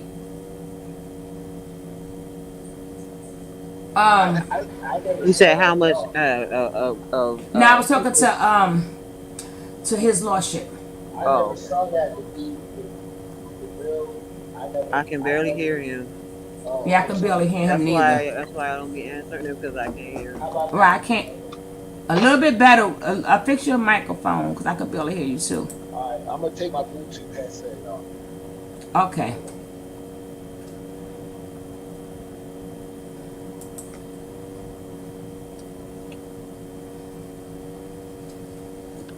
All right, how now, brown cow? All Much better. right, Oh, much better. you are hitting NASA. Oh, okay. All right, we'll check it. We'll check it out. I wasn't raised around, people who had those complaints. I was raised around Masons and Eastern Stars No, no, and no, no, Christians no. How and many factory people, workers. not the fact of who you was raised around, everybody can go through bad times. I'm saying it's still, even if you wasn't raised around them people, still, or people, you knew some of everybody. Right, but How when I many when I got men that you know that was kicked out for? That was kicked out.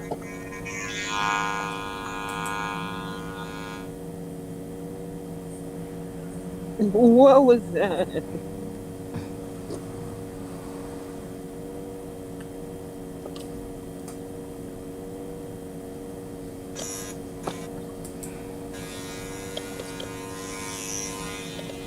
Somebody cutting grass. Is that your stuff buzzing out like that? Hold on, I'm gonna mute this mic. Give me 1 second.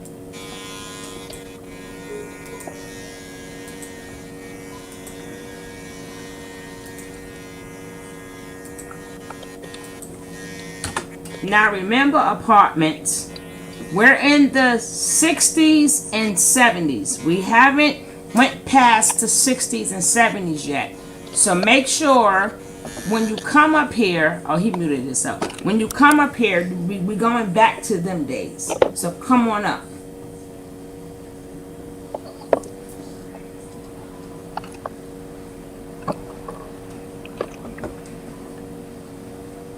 I put the link in apartments available in New York City.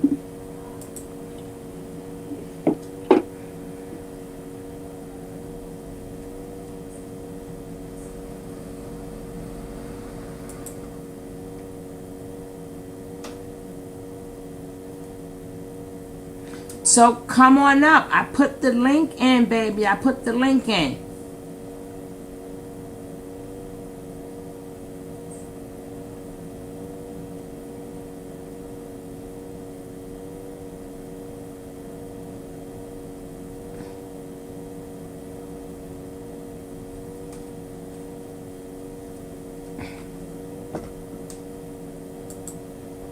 Hello, love. Welcome. How you Hi, doing?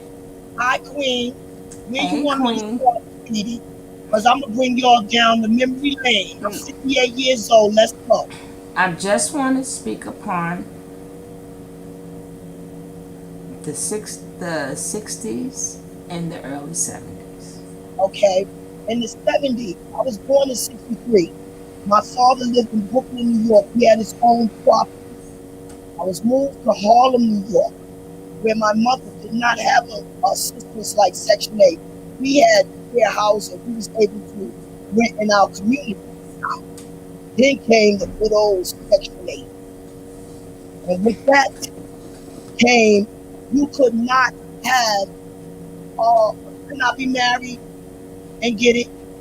Okay, you had to be single. Because if you was married, you was over income. Correct. So they sectioned us off, whereas you wasn't eligible to buy houses because they kept you in section even though you wasn't on Section 8. Okay? Correct. They gave people without color housing and everything else. They gave us Section 8. Oh, we got Section 8. They helping us. No, they kept us condemned. Okay. Okay. Now, you answered that question. Now, can the same be said for people after the 90s? Yes, because you understand, that's how they got us all sectioned off. You understand? No matter where they come. How many men? How many men? Remember, the laws were changed. That was only if you got caught. If you did not get caught, the laws was changed. How many men?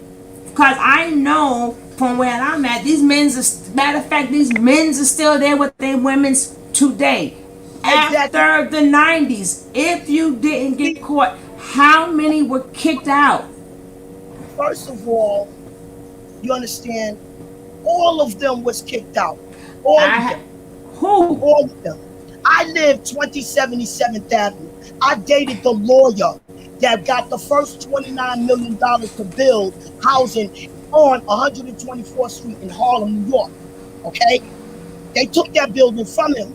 They stole all of the housing preservation development money. That's why they don't have no more drug dealers like El Chapo working for them. Okay? But they now on the housing preservation development money. That's what my case is all about. We bust these lawyers. Our descendants died for us to get these reparations. We don't need to march. All we need to do is sue.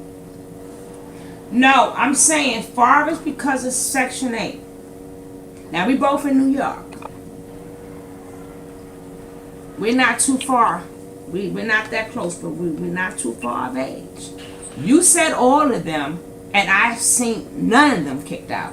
And I should be through all the boroughs. Now, I've seen some who got caught and both had to go because that means she she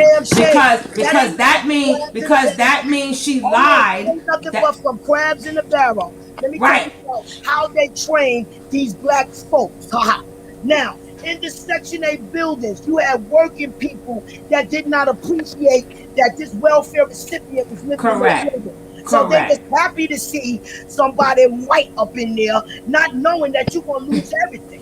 Now, the poor people was put in the shelters while the cities of New York, Mayor de Blasio, gave families. My family was put in the shelter for a whole year. You see, I came from Tompkins County, Ithaca, New York, out of the Witness Protection Program. I was never supposed to be homeless. They left me to die. I don't care. I'd rather be dead than to live like a slave. But what I'm saying is that if at that point you were ratted on, just the man wasn't kicked out, the woman was kicked out too, because she came up as she lied on the application. Well, so they do it with the PPP. Right. So that's what I'm saying. So again, they want to turn us into desperate niggas. We're moving too far ahead.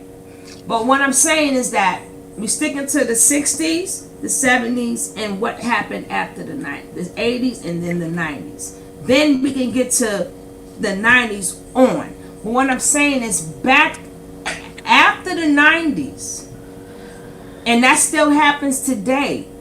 If you're caught lying on the application, the man just wasn't kicked out, the female too, because she lied on the application. So, and now made both of them homeless, and now they both going to the shelter if they And they accepted created to the niggas. And shelter. they created niggas instead. So Because people, they giving the Jewish, people. hold on, wait. They giving the Jewish, No, we not on them. We not on them.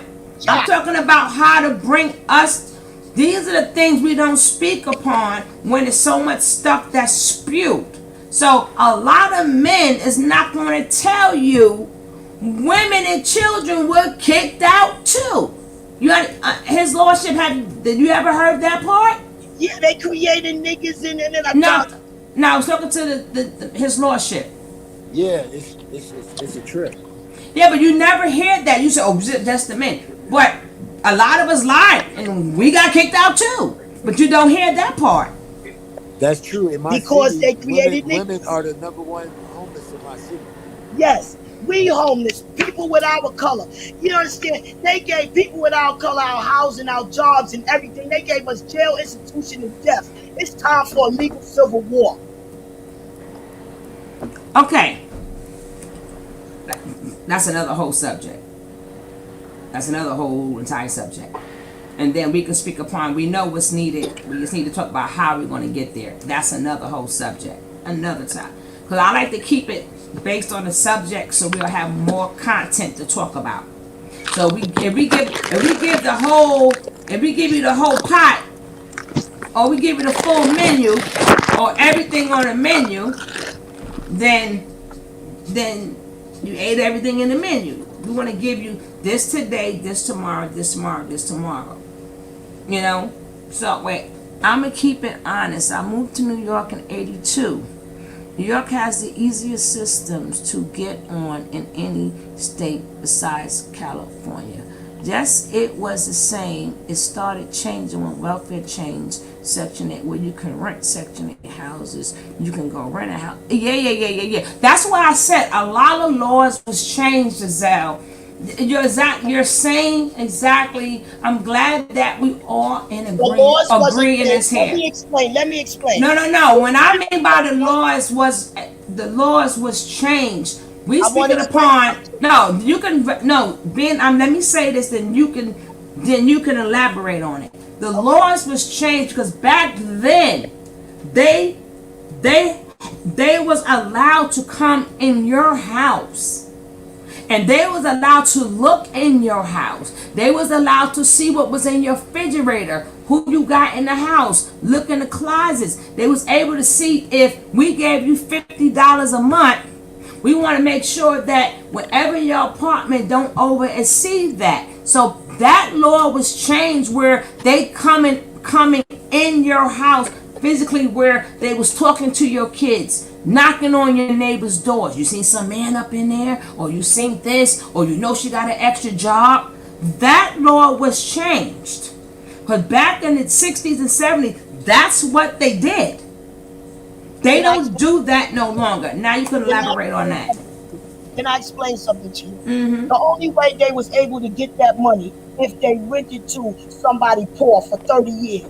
And then they were supposed to be able to throw us the fuck out. You understand? But what they did was threw us out from the very beginning, got the money, stole the money, identification did, and threw us out of our communities. They threw us out of our communities. That's now. Like I said, you're going too far. You're going too far. You're going too far. We're on the 60s and 70s when things were done this way, and then things were done that way. We already know that was the total plan. That was the total plan. It was always the total plan. But what I'm saying is, I'm tired of people having these conversations and not, when the people bring these things up, we're not asking them questions. I mean, you downing us, you're a degrading woman, you downing us, but nobody asks them questions. Like, show me some data. When did this happen? When did that happen? Nobody brings no proof of nothing. They just shoot black women down. No, I have all the proof against these lawyers. No, you talking about lawyers. I'm not on lawyers. I'm talking about the relationship between the black man and the black woman. That's why I said them are two different subjects. You know, all them other things, girl, please. I remember in Harlem when they was buying up the buildings for $1. Remember? Like I said, that's a whole other subject. They We wasn't ain't go. selling them to us. They wasn't No, they selling was not. So, like I said, they sold them to we that's a whole. I'm with you. I'm riding with you. We could talk about that another. I'm just trying to say, okay, facts. If they found a man in your house that was kicking you off that when my grandmother was around. Remember when they used to give you money for each child? Here, they changed that. So that means the law changed. The law did not change even with Section 8. Okay, like I said, you know, every state is different. Laws changed when the welfare food stamps in Section 8 did. But the laws still were changed. So the things that they say about what they accuse black women of happened in the 50s and the 60s. And a lot of time that is not known to be true because y'all wasn't living together any damn way. So what you're saying is, how long are they gonna hold on to that story that they've been kicked out, I love and you. that I love you. we are the I reason love why you. they kicked out?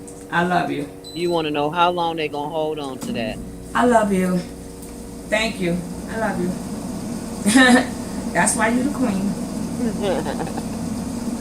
You know, how long, and then how long we going to agree with them and accept it? That's even worse. How I'm not long we... accepting nothing from them no more. I'm going to request a legal civil war. Yeah, I agree with you, Miss Barbara. Yeah, thank you. Go to my page. I'm not playing. I got the proof. You understand? Listen, we got it. Our decision is already died. We don't have to be praying. We don't have to march. We don't have to do nothing but spiritually fight this situation. Our laws are already on the books. We need no real Barbara on a whole different topic. She on a whole different topic. I'm gonna give you a chance on another show to bring up that whole different topic, and you can go in. You could go in, or just go out and listen. Thank you so much for your time. Y'all, please go to my page. I got all of you. All right, darling. Thank you for coming up. All right. She full of fire. I like her. That's why. That's why people should make content. Make content, show paperwork, show pictures, images, news clips, whatever, to prove people that they're full of S. You know what I'm saying? And we love the black men back. Sorry, I'm trying to cook and clean. That's okay. I know. That's right. I asked my parents why they ain't buy a brownstone. Yeah, but that's why I said these are little things that nobody never asks these questions. So we continue to tear each other down. That's the point I'm saying. How long? And Boss Lady said it correct. How long are we gonna keep doing this? How long? How long? How long? Then you got the educated ones and non-educated ones and everything. I'm like,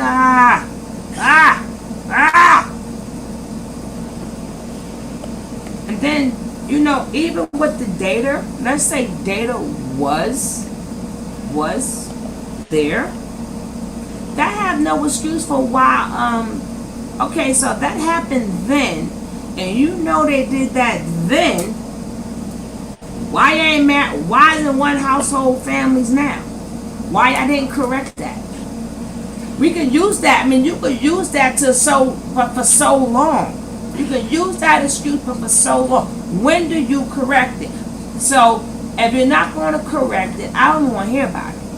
But like I said, I just after yesterday, and he was so like passionate about it and acting like he's ready to fight about it. I'm like, yo, Ninja, please. I was disgusted. Again, I was disgusted. I was disgusted with that interview. I was highly disgusted. He turned into everything that he accused Nature Boy of. Yeah, because come to find out, he left his girl high and dry with no damn money. Oh, he didn't try to be single now? Yeah, he broke up with the girl. She did a video. It just happened to pop up on my time feed. Yes, he oh, and then he's always the one talking about, oh, I'm always gonna be the one here for my family. Matter of fact, let me see if I can come up with that video. Cause it just came up out of nowhere. Let me see if I did I delete it or not. I'm glad you brought that up, boss lady. Did I delete her or what? I don't know what I did. I don't Man, I can't know. get nothing else on this damn part. Oh no. Did I delete her? Okay. Let's see.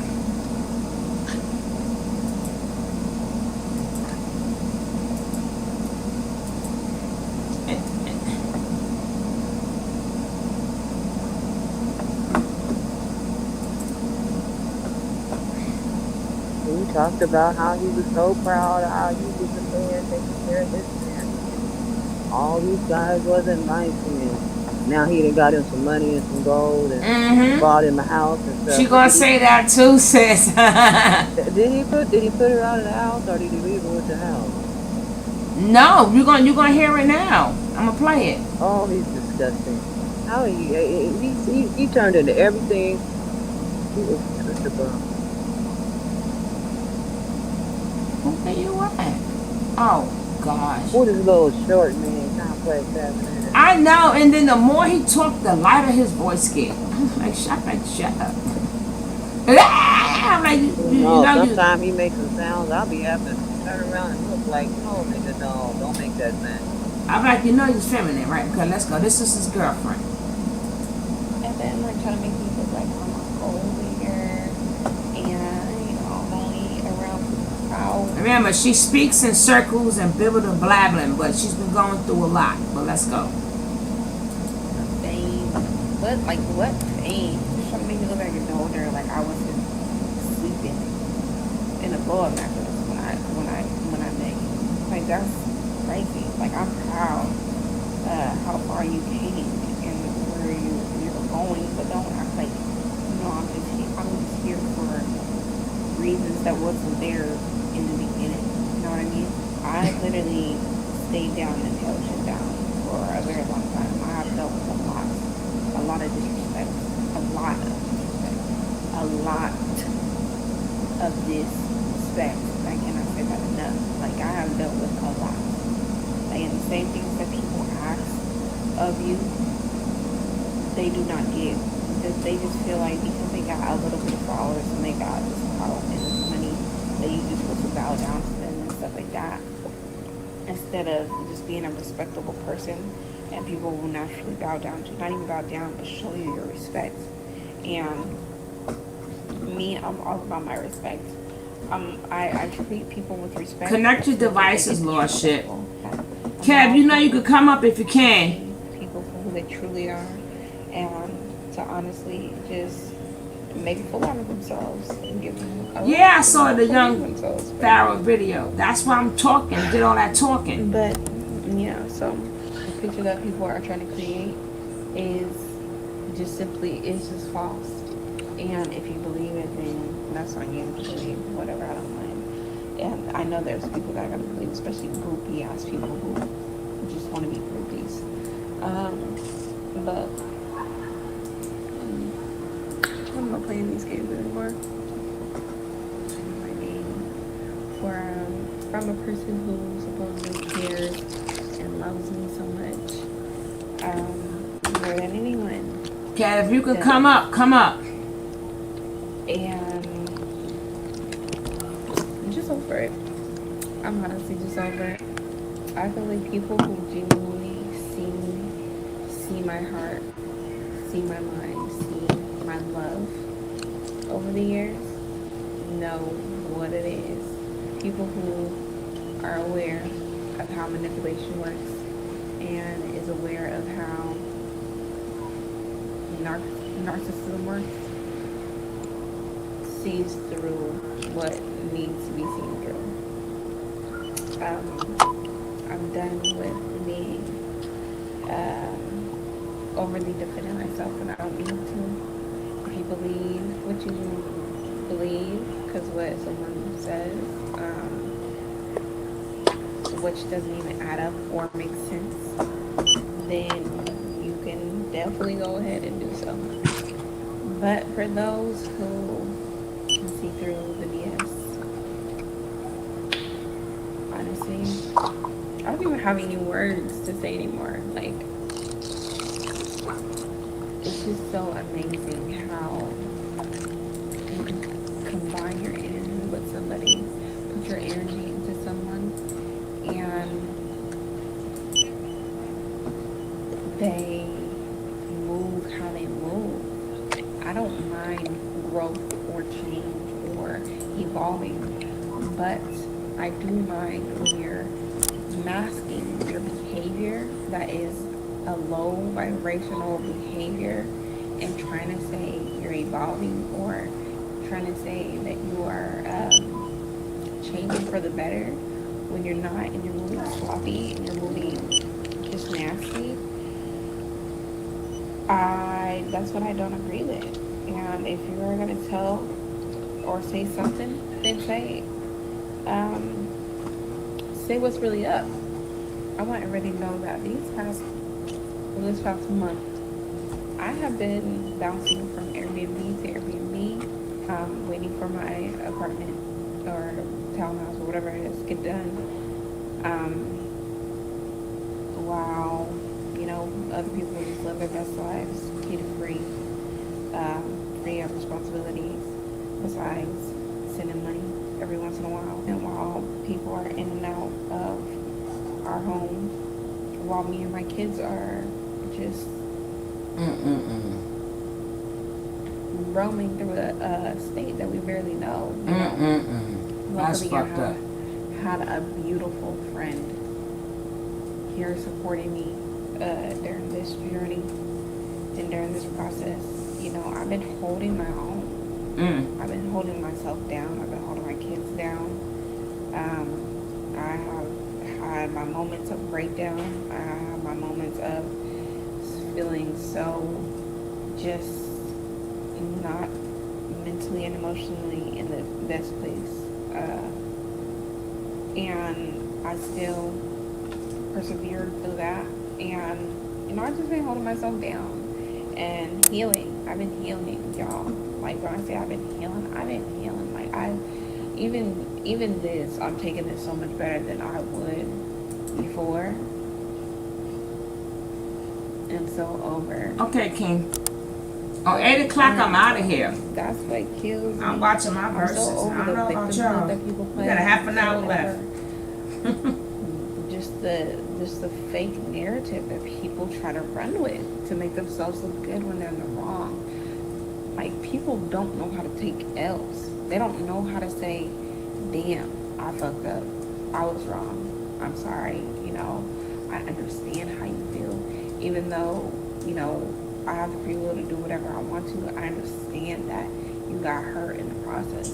I understand that that was kind of grimy for me to do. I understand that, like, people, it kills them to take accountability for their actions. It kills them to simply show an ounce of sympathy for something that they caused. Like why is that hard? I don't get that. I don't purposely try to destroy people. I choose not to because my love is genuine. My heart is genuine.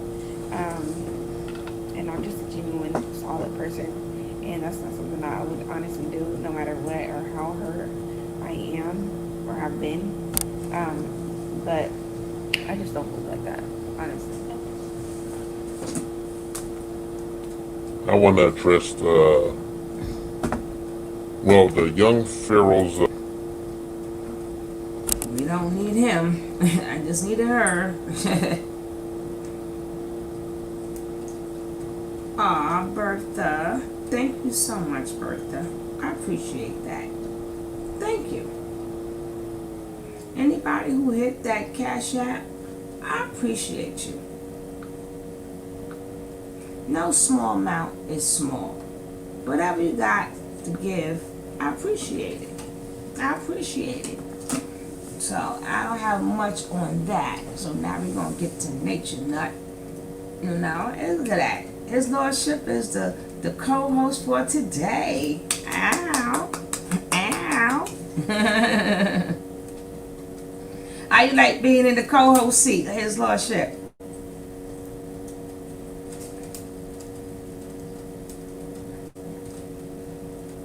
You can't hear me, His Lordship.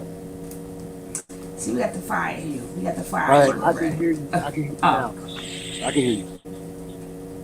I said you were in the co-seat today. Congratulations. Ow. How it feels to be a co-host. Congratulations. It feels good. You know, I'm at work and I'm doing two things at once. But I am paying attention and I'm having a good time. Hey, okay.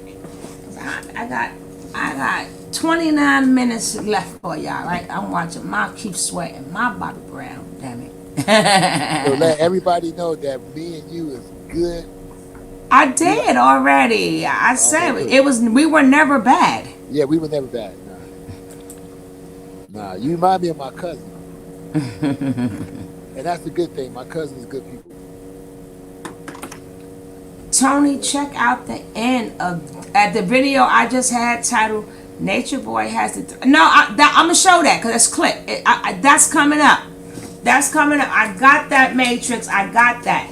It was just that, like, sometimes it's gonna be about Nature Boy, and I know that's what everybody come to see. But we also got to speak upon healing, and we got to speak upon stop holding things from the 60s and set the 60s and 70s over our head.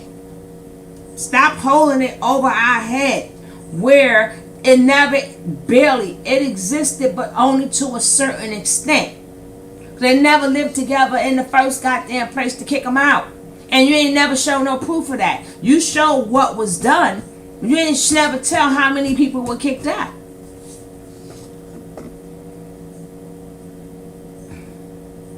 Yeah, where are these homeless shelters and these YMCA's where the brothers were staying? They got kicked out. You know, how many homeboy couches were they sleeping on, or sleeping in the car? We need the statistics. Thank you. Woo! Or what next woman bad day was in? You know what I'm saying?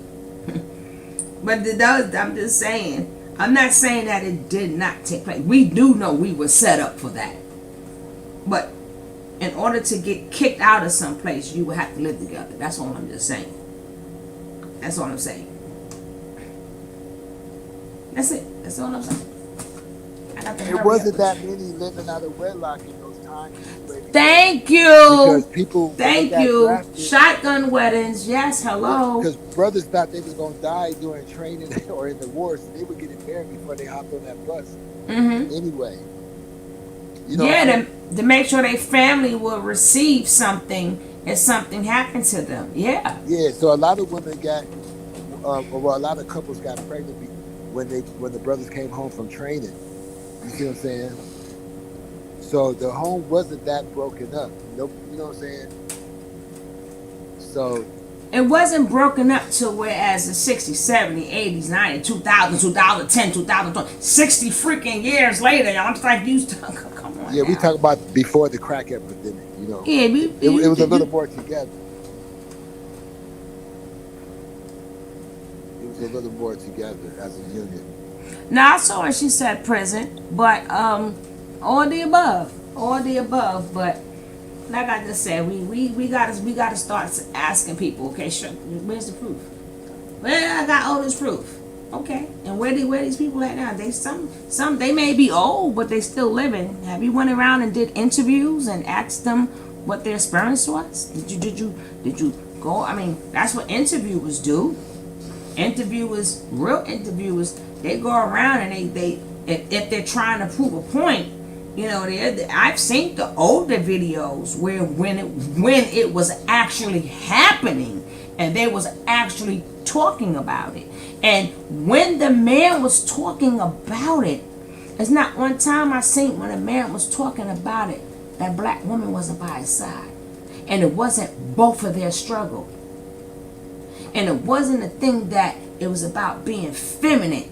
They both were sitting up there broken, shaken, that they don't know what to do, and a family may be broken up. Check them out. They exist on YouTube. Go look for them.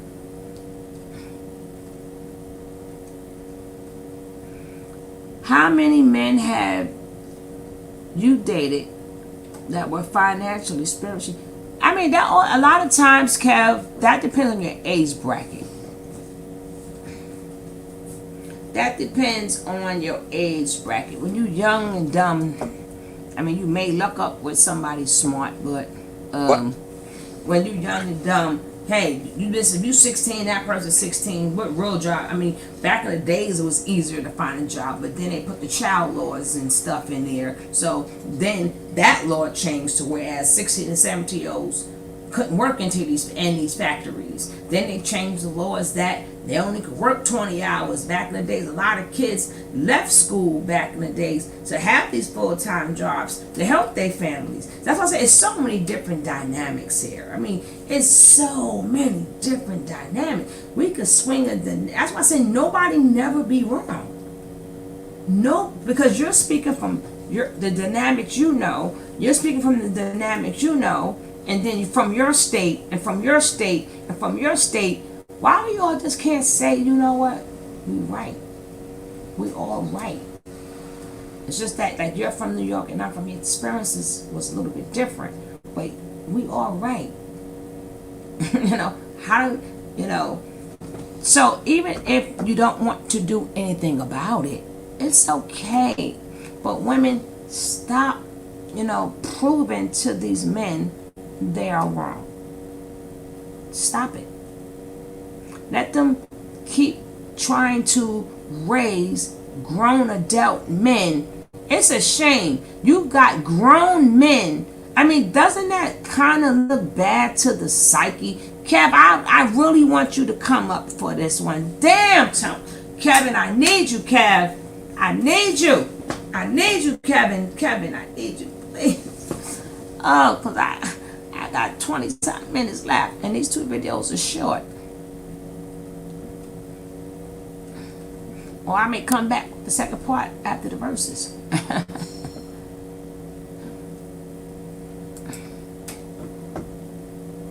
Because I just got to ask this question. Remember, I'm not a man, so giving my point of view and asking this question is two different things. My point of view it doesn't mean nothing. Because I'm a female, that's my point of view. I want to know your point of view.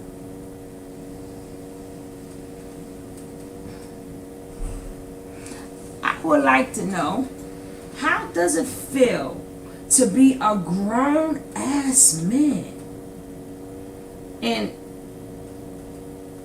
letting the next grown man raise you and tell you how to do? I mean, you ain't got your own set of kids to raise. You wasn't raised ever. I mean, I understand we got mommy problems and daddy problems and everything else, but to have the Tommies and the Samuels and all this, how does it feel as a grown ass man? Cav, you got the question. How does it feel? Y'all don't have to follow them. I'm just asking you. Y'all don't understand. That don't look right. To y'all to be a masculine man, a grown man, to be getting raised and schooled and told what to do by the next man. I'm like, how does I can see if you check them out, or if we're gonna start talking about business or something. But to be saying, okay, women's in, you need to do this and you need to do that. I'm like, don't y'all got your own mind? I'm like, y'all, it's like it's okay for y'all to be raised again by the next man. Like, it's okay for Tommy to raise you. It's okay for Kevin Samuels to raise. Y'all got to help me out with this. Well, they shouldn't have brought the barbershop conversation to the media.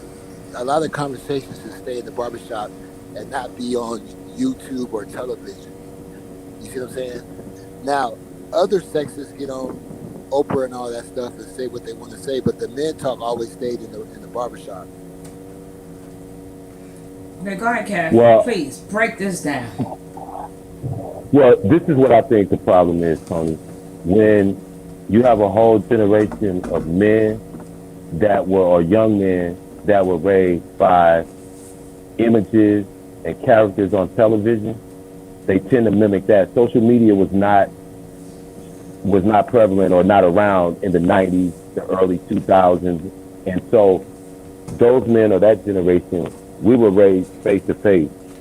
We were with the men that raised us physically. So you learn a lesson differently when you're around a man. You learn how to become your own man. But when you're raised by images that are far off and you don't see the flaws as well as the positive characteristics that you relate to in that person, then you have a false image of that person. So in other words, you might look at a rapper on TV and you see he's got a lot of jewelry on, he's got a lot of women in his videos, and he's on a boat shooting videos, and you think that's his lifestyle. So no matter how much debauchery and fuckery that he's engaging in his life, you're looking at the material things that you aspire to. On the opposite end of the spectrum, a man like me, I was raised by hardworking men who got up and went to work every day and worked 2 jobs.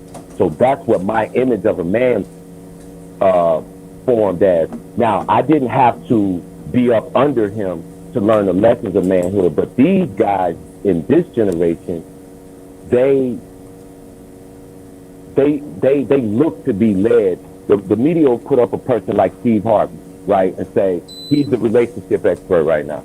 And a couple years ago, 4 or 5 years ago, when he was writing the books and doing all the things that he was doing. But what the media failed to realize, and what we just gravitated to, was Steve Harvey was very popular at that time. He had 3 different shows on television and the movies, and telling women how to treat a man like a man treats a woman, or whatever the name of that movie was. See, Steve Harvey can't tell a woman how to treat men, you know. But we take his narrative and we run with it, because, and when I say we, the general public, because those men who take that and run with it, they've never had men in their real life that So, that they learn from. so is it like they still feel like they are children and these are their daddies? Yes, I'm like, okay, yes. that's what I'm. Very much so. Very much so. And that's why I was saying, see, you don't idolize a person who you're with every day and you see their faults and their flaws. You take the positives from them and you realize that they're a well-rounded person. So just like they have positive, they have negative. And you take what resonates with you and you realize the other stuff is just them being human and them falling victim to the same things that we're all victim to. But when you idolize someone, when you look at a puppy or somebody and you don't have access to them, then you look for them to be your leader, because you can never be in close enough proximity with them that you can learn the lessons that you need to learn and then go off on your own and expand on that. So what these young men end up doing is just seeing somebody who they look up to and then they try to mimic that. So it's a difference. And that's what it is. You have an unrealistic vision of what a man is. That's why you have guys running around talking about they can have 5 and 6 hoes, and just most dudes can't even take care of one girl and their baby. But you know Much what less I we talking noticed, about Kev? polygamy. But you know what I Hmm. noticed, Kev? Like I What? said, maybe I'm wrong. I don't know, because I'm not fully invested in them. I just, it's all over YouTube. I noticed that the majority of men who does like the mag towel and the manosphere and all of that, I noticed that they're not family men. Because family men who their time is more spent on raising their kids than raising grown people. So, do you understand what I'm saying? Just like when Kevin Samuel's daughter, you see when she just came out a couple of weeks ago, right? And she said how, he treated her. He was never around. But you're sitting up here telling people, when you understand? So most of the people I noticed that are doing that are not good dads. But they want to be the dads of grown-ass men. And the men that's dads, they're, or who they may want to call a simp or a baiter, them are the ones that's actually putting in the work with their kids, and they don't have no time for this bullshit. So they don't have the time to show you that I'm masculine. I don't have no time to show you all these different things because I'm being a dad, a real dad, raising kids, not adults. So do you see that, or is it just my imagination?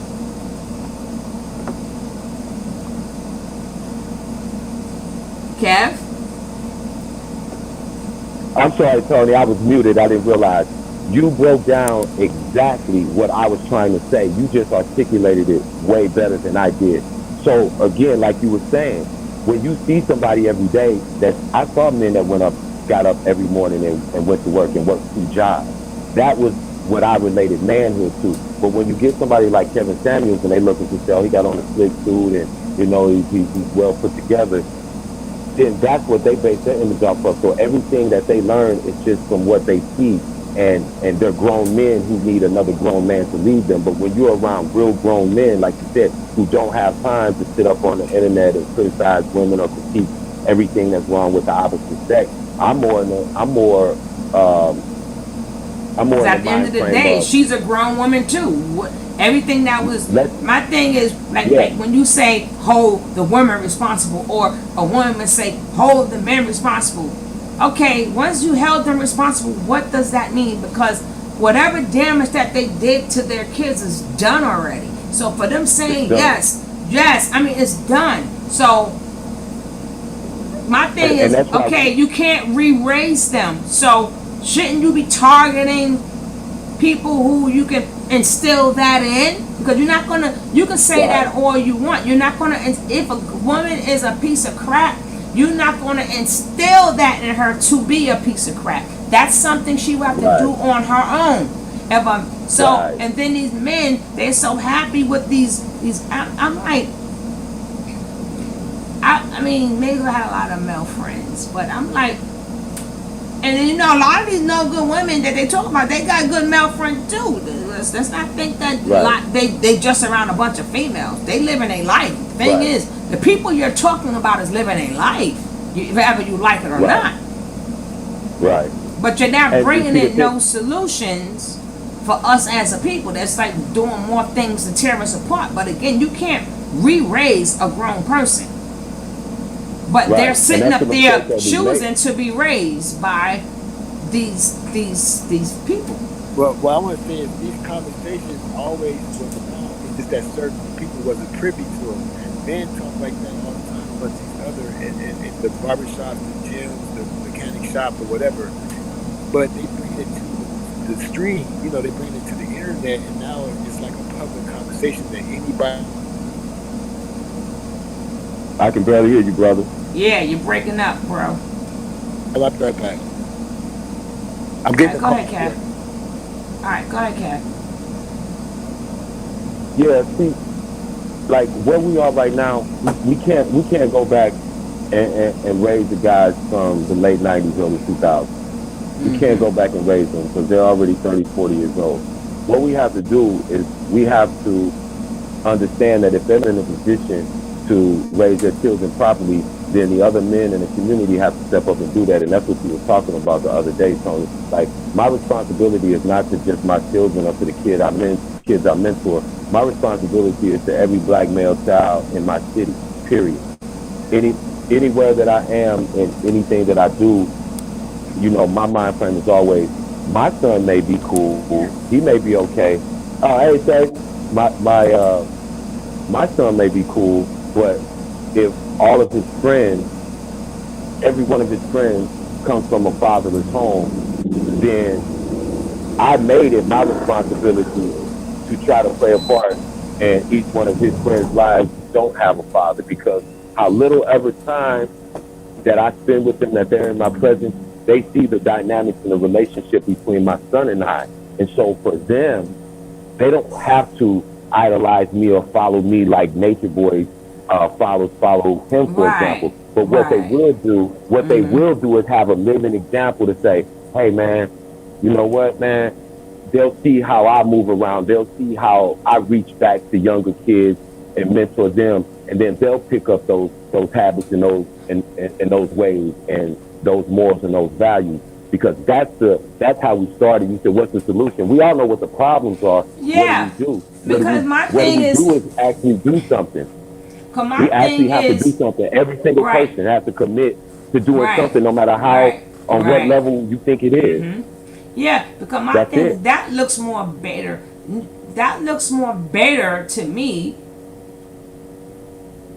It looks more better to me when you have to keep saying, "Hey, what's the other word? What's the opposite of beta? Y'all Alpha, help me out. Alpha. alpha. Yeah, couldn't think of that word for Yeah, nothing. When you gotta keep convincing me that you're alpha number yeah, one, yeah. and then if you are alpha, then why would other alpha men be following other alpha men? So that Thank means you. you It in a doesn't happen. room full of betas. Right. And And and, then and, you and do that's what I was beta just getting ready to shit. say. And then you do beta shit by, let's say you say something about Tommy.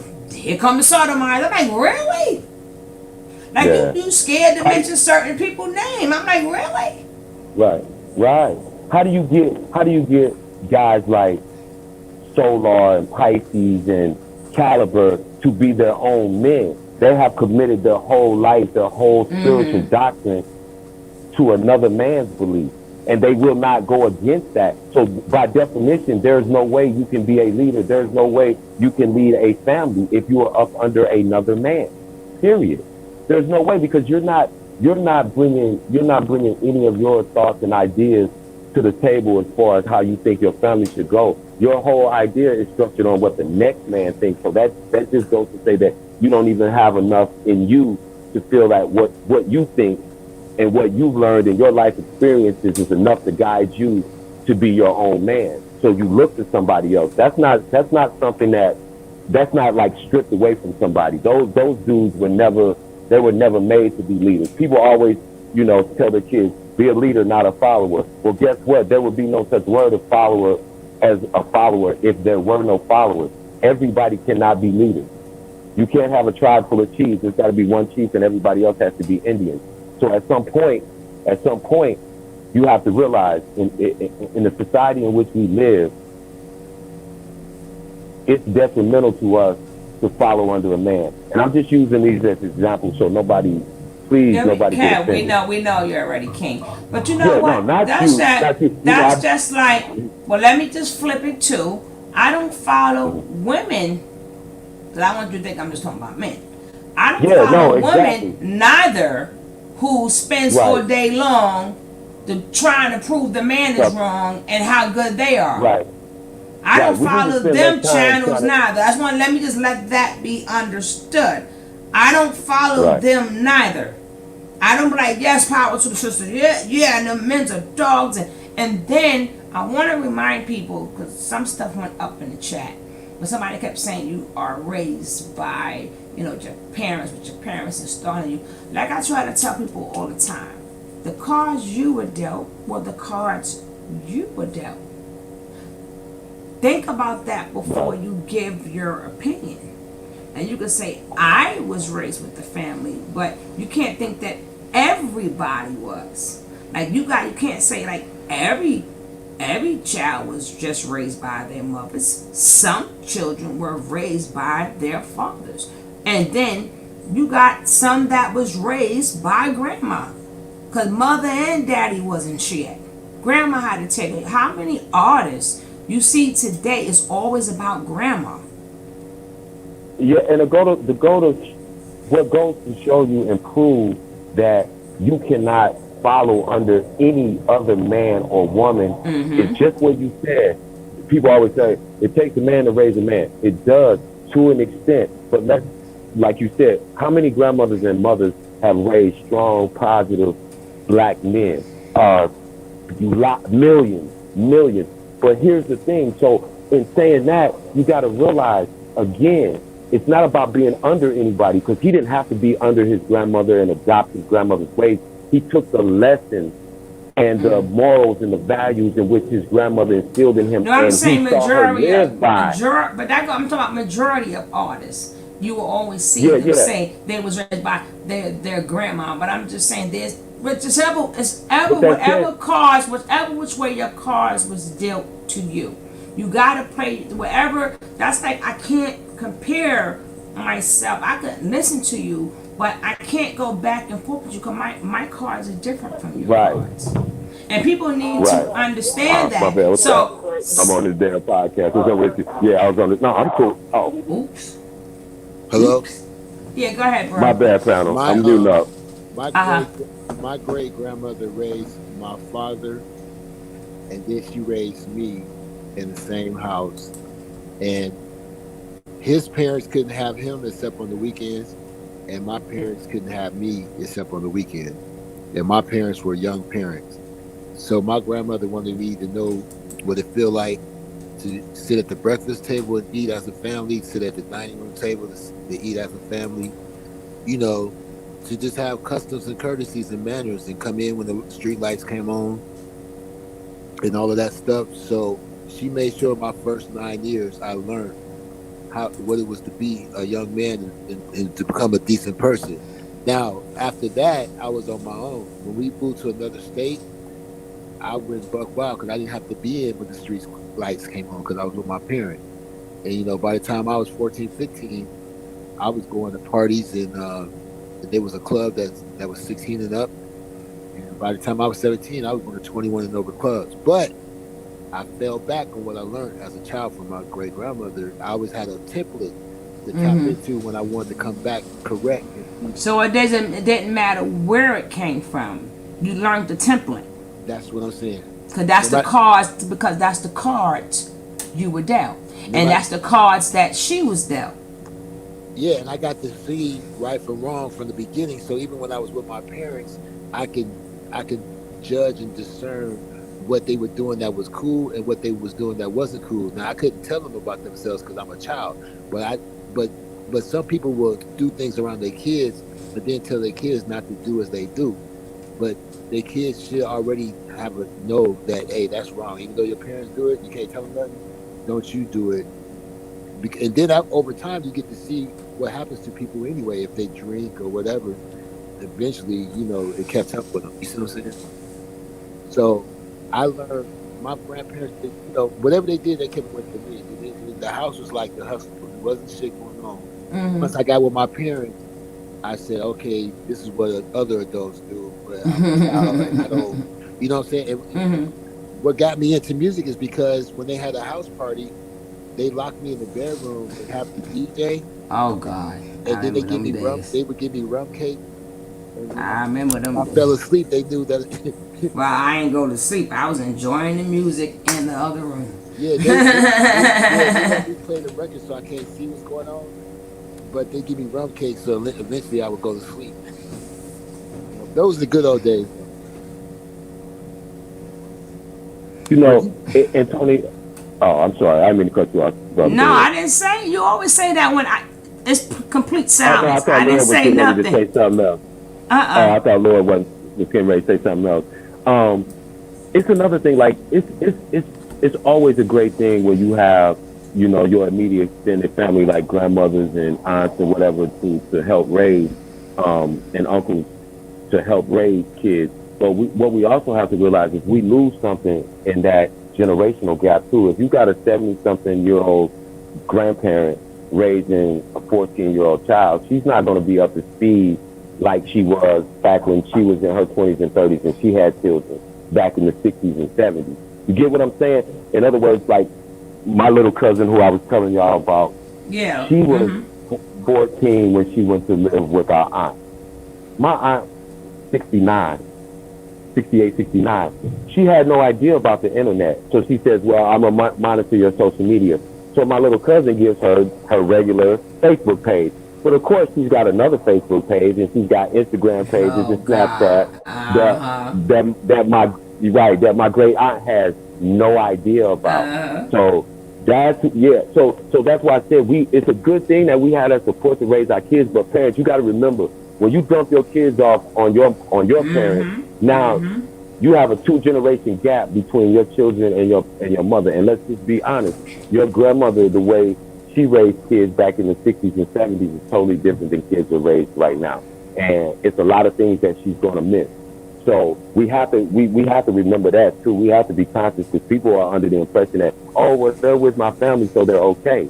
No, Exactly. that's not necessarily always true, because you still have to remember a child is dealing with the psychological part of, why did my mom leave me? She didn't say, Uh-huh. well, my mom left me and I was with my aunt or my grandma, so I was cool. She's trying, or he's trying to figure out, why did my mother leave me? What's wrong with me? Period. And so now you have a person that thinks that something's wrong with them, and then you have another person, a narcissistic personality like a York or a nature boy, to come along and say, listen, all those things that happen to you, they're not your fault. Yeah. Anything that happens to you in the future is not your fault. Then it sounds like that person who can't get their shit together, now their life is explained by this person. So now it's so much easier to fall up under that person's doctrine instead of, like every other situation, you take what resonates with you and you let the rest go.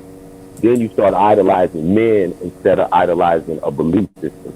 See, I believe in right and wrong. I don't believe in any individual person. I love the work that Minister Farrakhan has done with the nation, but it doesn't benefit the black community for a million black men to follow one black man, Minister Farrakhan, instead of making a million Minister Farrakhan. Do you understand what I'm saying? You can get a bunch of people, a bunch of followers under one leader, but how many other leaders can you produce out of that crowd that you're teaching?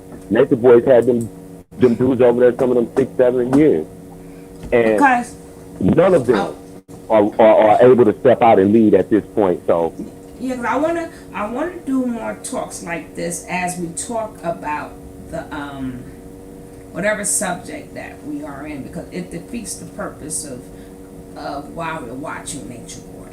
It defeats well, for me, it defeats like how I used to always do it. We had to have, like, we always go into our own talk anyway, but we gotta have more talk like this. Like I said, so when you don't talk about Nature Boy, I'm like, listen, then it's 20 people, 30 people here that want to grow, that want to grow, and y'all just coming in here to see Nature Boy. I'm like, I understand that, but Nature Boy is good. He's good. right, He's right. good. Yeah, motherfuckers can't wait to leave y'all in about 5 minutes. I'm telling you, as soon as he keeps sweating, y'all, I might not even say bye. This shit gonna be off, right? But I'm just saying, at the end of the day, Nature Boy is good. You see them counting that money. I was gonna show that, but they counting their money. They done been this country to country, regardless if they've been thrown out, regardless if they stink, regardless of what. Right. Then he talking about this new reality show. So you gotta ask yourself, it's good, but let me watch him so I can see where they're gonna pull out what Nature Boy is doing that can serve me. Right. And that's right, our job. Right.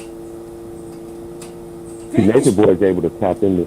He's able to tap into something that he knows is lacking, because the same thing was lacking for him when he was growing up. Positive black male role model.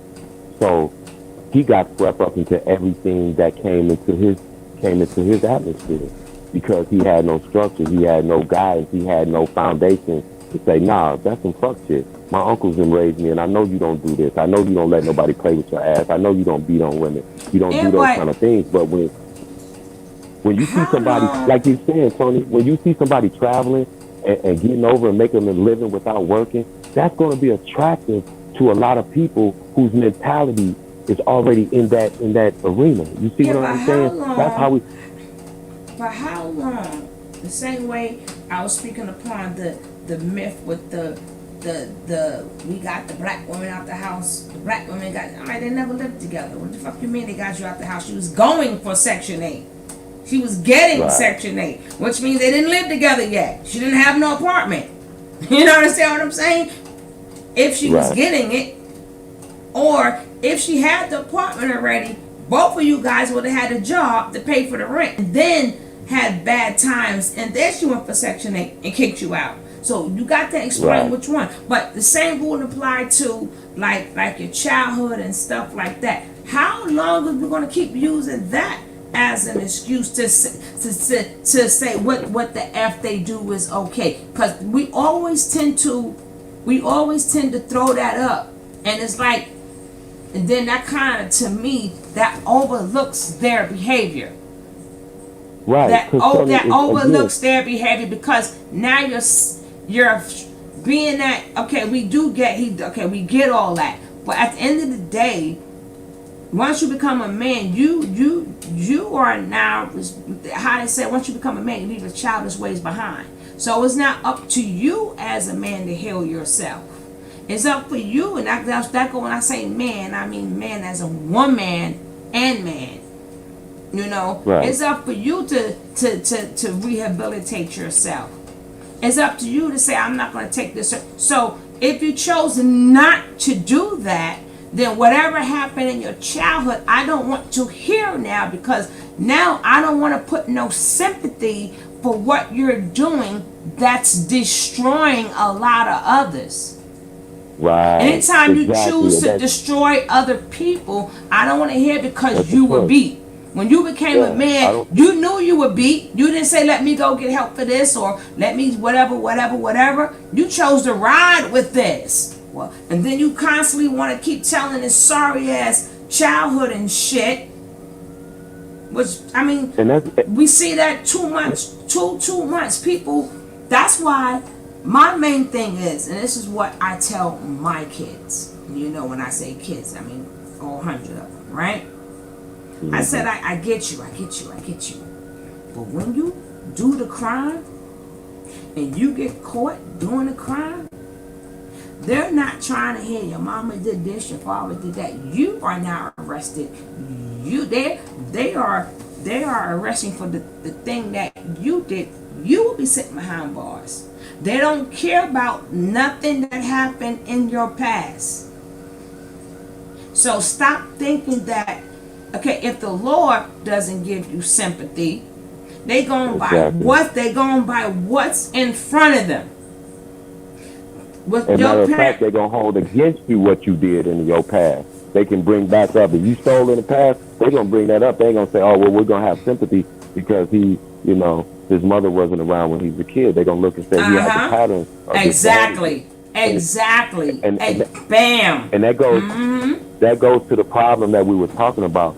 So just say, for instance, somebody like me or somebody like Lois, right? We might do work in the community. Nobody's going to send us money just because we're good guys and we're helping our community. But somebody like Nature Boy, who's involved in all types of fuckery, they'll support his entire lifestyle. So when you have a kid that's confused, that has no guide, who do you think he's going to gravitate towards? Me, the like you said, the lame dude that's working 2 jobs and still trying to do what he does on the side, but it never gets highlighted. You got to do like Nature Boy, who can get up and don't have to go to work. You don't have to do nothing but get up, turn on his iPhone, and act a fucking fool and degrade people and talk shit and act like a buffoon, and they will send him tens of thousands of dollars. Now, what do you think the kid's going to be more attracted to? To me, that's the equivalent of like watching these videos of these artists, right? And they always smoking these blunts. So being that it's legalized and everything, that don't mean it's legalized at your job. That don't mean. See, and that don't mean this is what twists this out. I'm saying this is what we follow. They follow them. They follow the negativity so much that they think it's okay. So, I always see Snoop puffing. Matter of fact, now this one is puffing. And now that. No, these people got millions of dollars. They're not being asked for a freaking drug test. Your job is, or your future is. You're not them. That's why all that lean and pill popping came in, because, you know, they think they can pop pills and sip lean and then live their normal life like these entertainers do. These entertainers, a lot of times, they don't have to get up at a certain time in the morning and be at a job. They don't. It's not like that. And so you have to, you know, like I said, people are not dealing in reality. They're just looking because a kid right now can turn on social media and he can literally look at people who do absolutely nothing except fuck shit all day, and they earn a paycheck from one of these platforms for doing so. Why in the hell would they be motivated to get up and go to two jobs like I do, and then volunteer, and then give your time on the weekends and do all that shit when they can get up and do absolutely nothing and make twice as much as I make getting up coming to work? That's really what it boils down to. They think Bingo. I'm a lame. They look at me like I'm a lame. I'm a lame to them. Bingo. Look, a young man didn't even see the light where somebody married his mother. This guy is his stepdad. He worked hard. They got a nice house.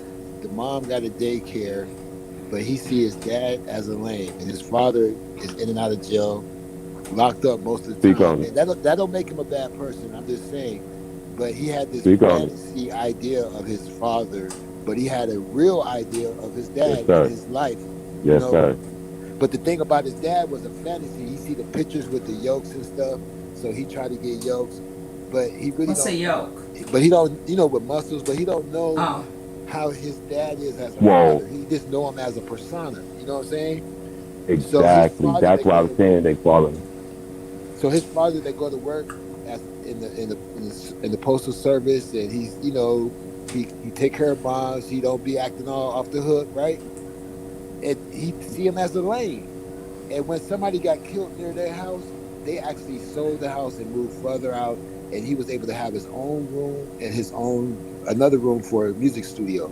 Do you know he still had to come back to the hood and hang out? And when he turned 18, he wanted to sleep on his friend's couch just to get out of the suburbs. And then wow. and then he finally got shot Yeah, that's real. because he stopped hanging with the homies, started hanging with this chick in a different area, and he got shot. And then it all came to him. He even tried to stay with Yeah, his real dad and the grandfather, and the grandfather said, you're gonna have to start paying rent. You ain't gonna just sit up in our house, right? And yeah, he went right back home to his stepdad. He was like, oh shit. Reality hit him, You got your mom. This guy's a provider, whether you like it or not. Whether he not like your biological dad, he ain't as hard as him, but he's still a man. yeah. And he kept you See, clean you out you of touch it trouble. right on. You right on Y'all point, know, brother. Because y'all know that's I what. fight for men And rights you too. Y'all know I yeah. fight But for see, men rights too. And I as a love it. man, I we see love the that men firsthand. dialogue. We see that firsthand. So I'll go down in the neighborhood, right? And there's three cats out there, and they all hustling, and all the little dudes on the block is hustling for them, right? Hey, They all sitting in nice cars. Calvin. Hey, my brother Calvin. What's up? Nice to see you. I'm sorry. Go ahead, guys. I'm listening. they they they see those guys and they dress in nice cars. But like I said, we have to start redefining what success is. If my mother, who I love more than anything, if my mother, who which this happened when I grew up, she never had to work a day in her life. She was at home with us every day because my father made that possible. So that was the most successful man I knew. I wasn't looking at fucking Puffy or these other dudes or none of them.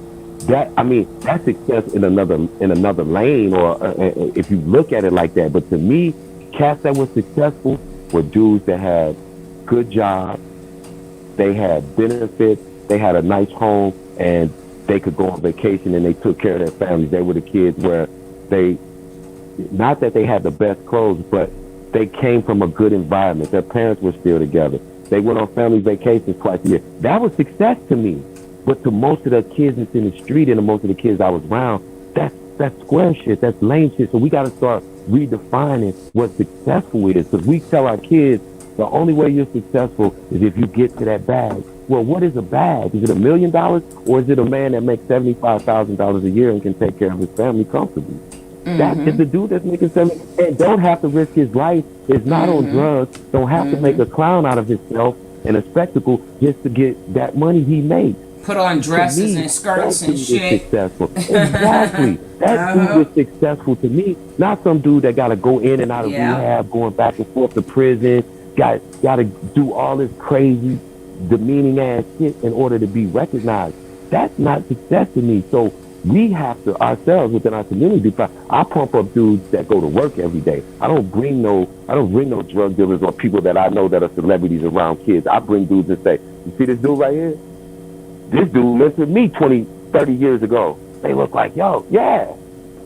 See And what I I'm saying? think, And, yeah, I go ahead, think Tony. too that I mean a lot of you guys we don't have women don't have to praise you because a lot of you have women that praise you, but Yeah. I still do think that it should be more conversations with regular men saying, I bust my ass and stuff. I mean, we need to hear more men like this, so it could be started to get known to the ear, because Yeah, because let's not get it twisted. it's not The average man is not going to be Kevin Samuels. Don't jump on that bandwagon thinking you're a right, high value man. You're right, whoever you are, right. and you be the best in that lane, and a Uh woman huh. will respect that. Period. If you take care of her and make sure she's good, and you respect her and she feels loved, she don't care if you make $50,000 a year or 500,000, unless that's what she's about. And then If you don't have to worry about paying your bills, and you're comfortable, and you know that you're with somebody who loves you and is not running around on you and making side babies, that's success. yeah, but That's success. the what I think is sad. Like I said, I support men too. I just get so disgusted when men look down on other men. I am beyond disgusted when I'm about the bag, and how they disrespect the next man. I mean, women do it too. I don't like it when it's done either way. But it's like my heart, like soul, go out to the average man or the average woman, and to have it to as you're like nothing because you don't have the bling bling, or you don't have the latest this, or you don't have all these girls around you, and one washing your face and one washing your toes and one washing. It's like and to hear other men, it's like they don't understand that that's the reason why men can't build, because why would another man want to be around another man and all you doing is bragging and shooting me down? So how do we get that thing going with men that I don't even want to be in the same room with? I know if I'm with, like, you take like some of the women like you see on some of these, I don't want to be around you because you don't see no value in me. So that's another Yeah, reason so why a lot of black communities cannot move ahead, because you got a lot of men are not, they're not respected by just the point of me being a man. I should be respected. So how can we get together and solve things for the community? It's not like they say to you, oh, this is what you do. Okay, I got the means to help you do what you do. So here, take that, Kev, and send me the receipts or whatever, because I gotta do my little tax stuff or whatever, but grow that, being that you're doing this. They be like, well, he 2 or 3 jobs. He's not on my level. He's not what you call high value. He's not high value. So he can't even get a conversation. So we got so many different dynamics where men itself is put in so many dynamics that they can't even come together to have one conversation, because you got the high value man, the LG man, the conservative man, you got the Republican man, you got so many different men in this pie. Then you got the gangster man, and so you got from the Tony, can I high. say something real quick? You touched on something very important. I didn't mean to cut you off. I was just, before I forgot, because it's so, what you just said. Men, and I'm talking to men who's listening, who's in earshot. Well, what Tony said, we have to stop tearing each other down. And back in the day, what was the most demeaning thing you could say to a man? Oh, you a homo. But guess what the narrative is switched to now? Nigga, you broke. See, that's the ultimate insult from one man to another. You're less than me. You're below me. You have lesser value than me, because women. And I'm not saying this is true. I'm just telling you the general mind frame that these sort of individuals adopt. They think that all women want you for your money.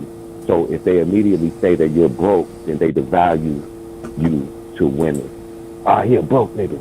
That's the first. They don't say He goes to work every day. He works 2 jobs. He may Mm-hmm. not make a Mm-hmm. lot of money, but that man is in his son's life. He takes every time I see him. He's got his kids with him, and and he's a good guy. They won't say that. They'll say you're a broke nigga. Do you know?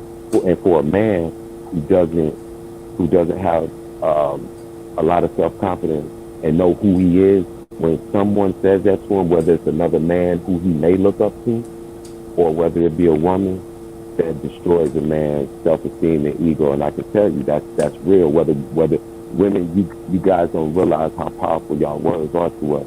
And so when you say certain things, we internalize that. So, oh, I'm a broke nigga. Okay, fuck I'm Kmart. talking I'm about not going when back men there no do more. this I'm to finna hit the men. block. Yeah, yeah. But it's the same way. Like I said, when women said, we feel like, okay, I'm not going to Kmart. She said, I'm a broke nigga. Fuck it, I'm finna hit the block. So then when you hit the block, who you have to connect with, them same guys that put you down and look down on you and call you a broke nigga, you got to go to them to get work. So you're still subjugated regardless, even when you're doing wrong. And that's what happens because when another man that you look up to call you a broke nigga, it does something to a man. Go ahead, His Lordship. Well, I just want to say that we got to stop idolizing when the pimp come into the neighborhood in a new convertible. Turn your back to him and walk away. Don't throw the hands up and you the man. We be doing that too much. All the people that's kind of bringing the community down, we kind of praise them and give them props. They want to be like them. You know, and so we gotta hold the ministers accountable, the churches accountable, and the guys that's pimping and pandering and hustling and all of that. We gotta let the youngsters know that we don't look up to them, that ain't the thing to do. And if you're gonna do it, be prepared for the consequences. Because there was a parallel killer in Detroit. He had no regrets. He knew what he did may get him in trouble. So when he got to knock him Your out, microphone messing up again, bro. me, well, I'm just saying, when you want to do something, know the consequences. You want to do uh, whatever, syrup and shrooms and whatever, the pills, just know that where it's going to end up over here. You're going to end up over there. And if you're going to steal, rob, sell dope, or pimp, just know that you're going to end up over there.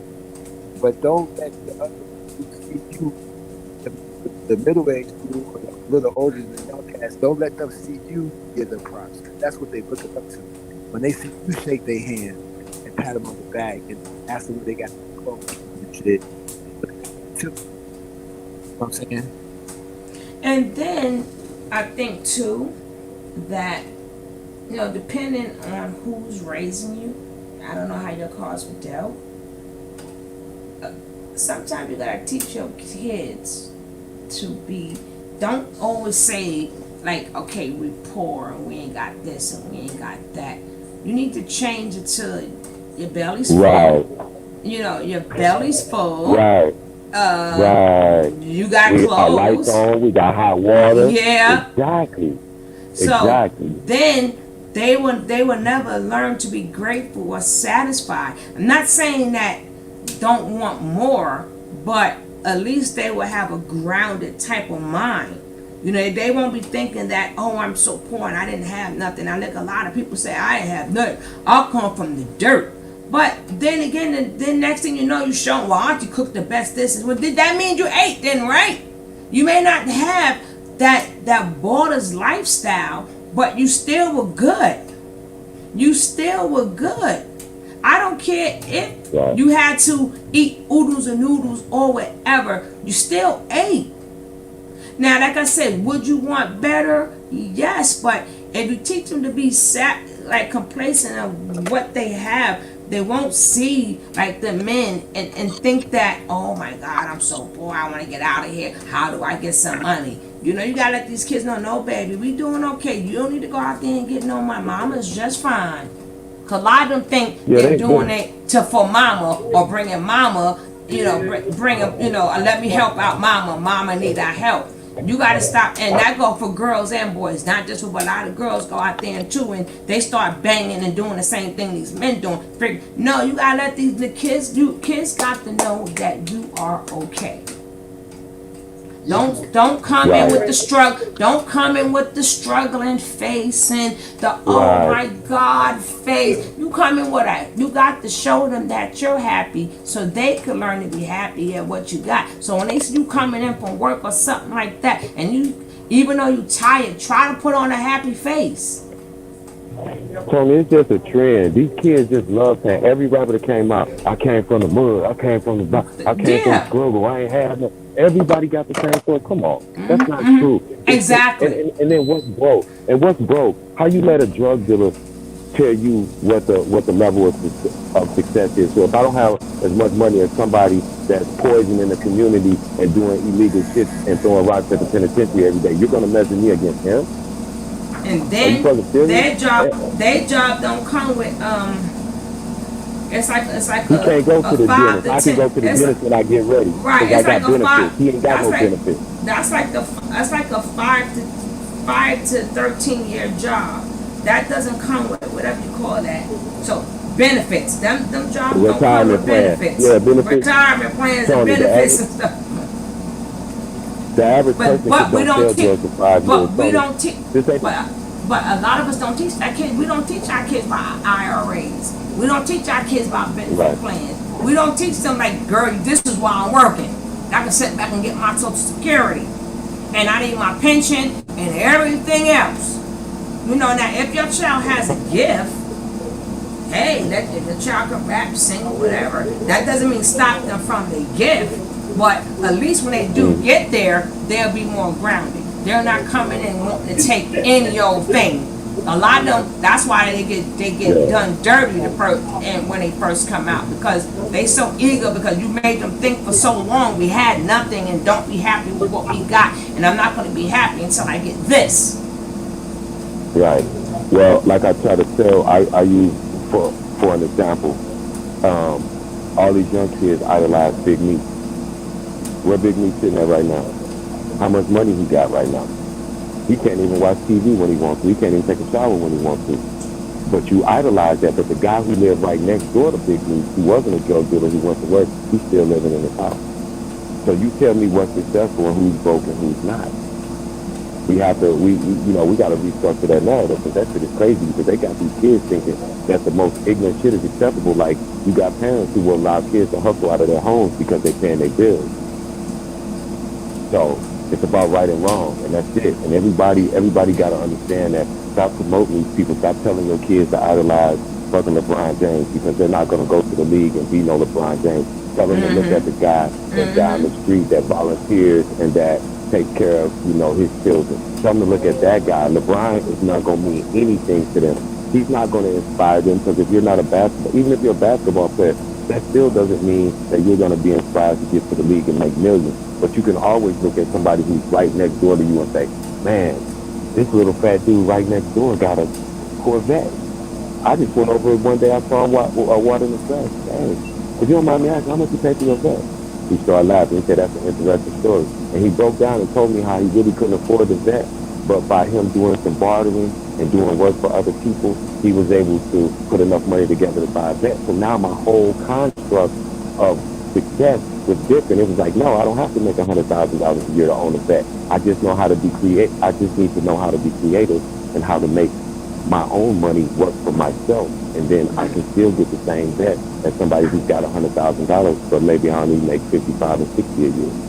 So that's the mentality you just got to flip. All this where the bag at and this and that. Come on, man, you can sell a pussy and get in a bag, but is that what you want to do? God, yeah, so true. That's the oldest bag in the book. That bag go back a long time. Minute Bang points and forever. I mean, that bag still make money too, don't it? Hello, ching to drink. I don't know about these things, but sometimes, people say I don't know about it, but sometimes, hey, just because you're doing it with one man, you're still doing it for the cha-ching. You know what I'm saying? The minute you go broke, then you don't get no more of this. Hey, we got twin lords in the building. I see two lords. Yeah, that's Yeah. What's going on? We got an approximate. Oh, that's both you, bro. Okay. That's some kind of What you say? it's some kind of computer glitch. Oh, I well, don't know how guys, that. I have to watch my miss. I've been dipping in and out of you guys. This was a great build, a great build, and I really appreciate this build with you guys. And we're gonna always make sure that when we do, well, we always build anyway. We always build anyway. But I like the fact that even though we didn't have to get on solutions, but before we get on solutions, we're talking about all the nuisance and all the little problems and stuff like that. We're not getting all technical. We're just talking about general things that is happening. So then you can pinpoint, what's one of them nuisance, you want to tackle, or if you want to tackle, or if you want to tackle. You understand what I'm saying? Yeah. But this was a great build. I was like so pissed. So now I gotta change the title because I don't want people coming to this video. Right? I gotta change the title and just put chopping it up or something like that. But I keep sweating, my body ground is all God, my verses is so I shall see you. I see it. Well, it probably go up at 10 o'clock. So if I'm up by 10, we'll do this video at 10. But if not, I see you guys later. Kev, peace God. Lord shit, peace God. Peace, Chat, peace, Queen. peace God. We'll get up. But thank you guys for the build. Y'all did a phenomenal job. Thanks for having me As on the always. show. And As always. thanks for having me on the show. And you have a knack for bringing passionate subjects to the table, which really pulls on people's heartstrings. And sometimes people's emotions get involved. But I commend you for bringing these serious and hard to discuss topics to the table. Oh, thank you. Thank you. I mean, we can talk about I any totally topic. agree. It's the care that you put into it. So you try to make it to it as it doesn't get like out of hand or whatever. I try to put care in there, and then I try to make people stay on the topic because people want to go. And if I'm talking about 60s and 70s, I'm talking about the 60s and 70s. They're talking about 2021. I'm not on what they're. Listen to the topic. Listen to the question. So long as we stay on topic, and once we did that to the T, and everything was smooth like a sailor.